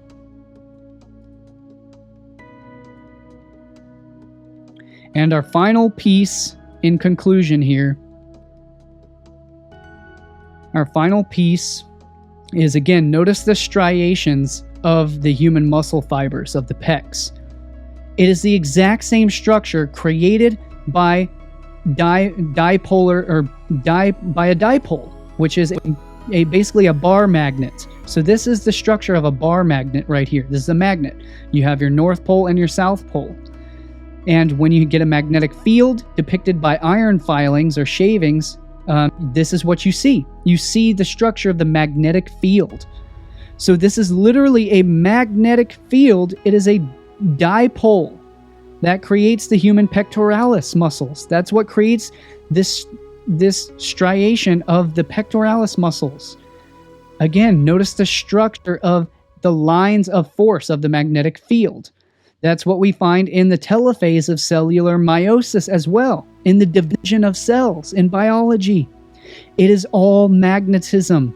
It is toroidal electromagnetic biology. These are electric lines of force that create the energetic structure of the human anatomy. Not just the human anatomy, but all of biology, all of life is electromagnetic.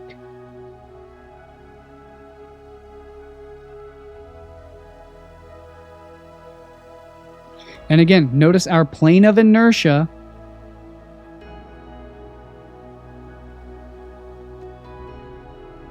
Our plane of inertia, also called the block wall, which is the neutral point. It is the negative neutral point between the fields of positive and negative, the positive and negative polarities. This is the dielectric plane. It is the exact central midline between the dipole. Boom, these exact two anchor points right here. That is a bar magnet striations of the musculature. The hive mind invasion of civilization, a compendium of esoteric science, symbolism, and universal secrets. If you'd like to purchase this book, you can head over to my brand new website that I've set up. It's still very bare bones. There's a lot of work I need to do on the site, but for now it's got the basic things that I need on there until I upload all of my content. You can sign up for the newsletter to receive email updates on all of my posts as I begin to populate the site with all of my archives of articles, books, videos, and films and courses and all of that good stuff. So you'll get notifications as I begin to populate the website with all of my content on it.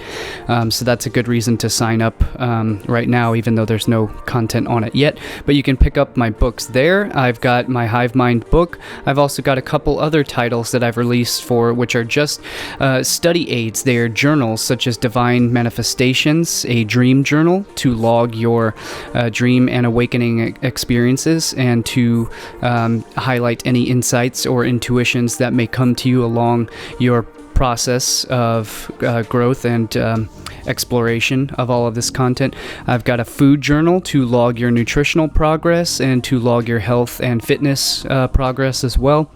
And I've got a 50 Days of Gratitude journal as well, and I will be releasing several more titles as well to help expand and explore your own creativity and things of that nature. So these make great gifts for any friends, beloved family, any loved ones.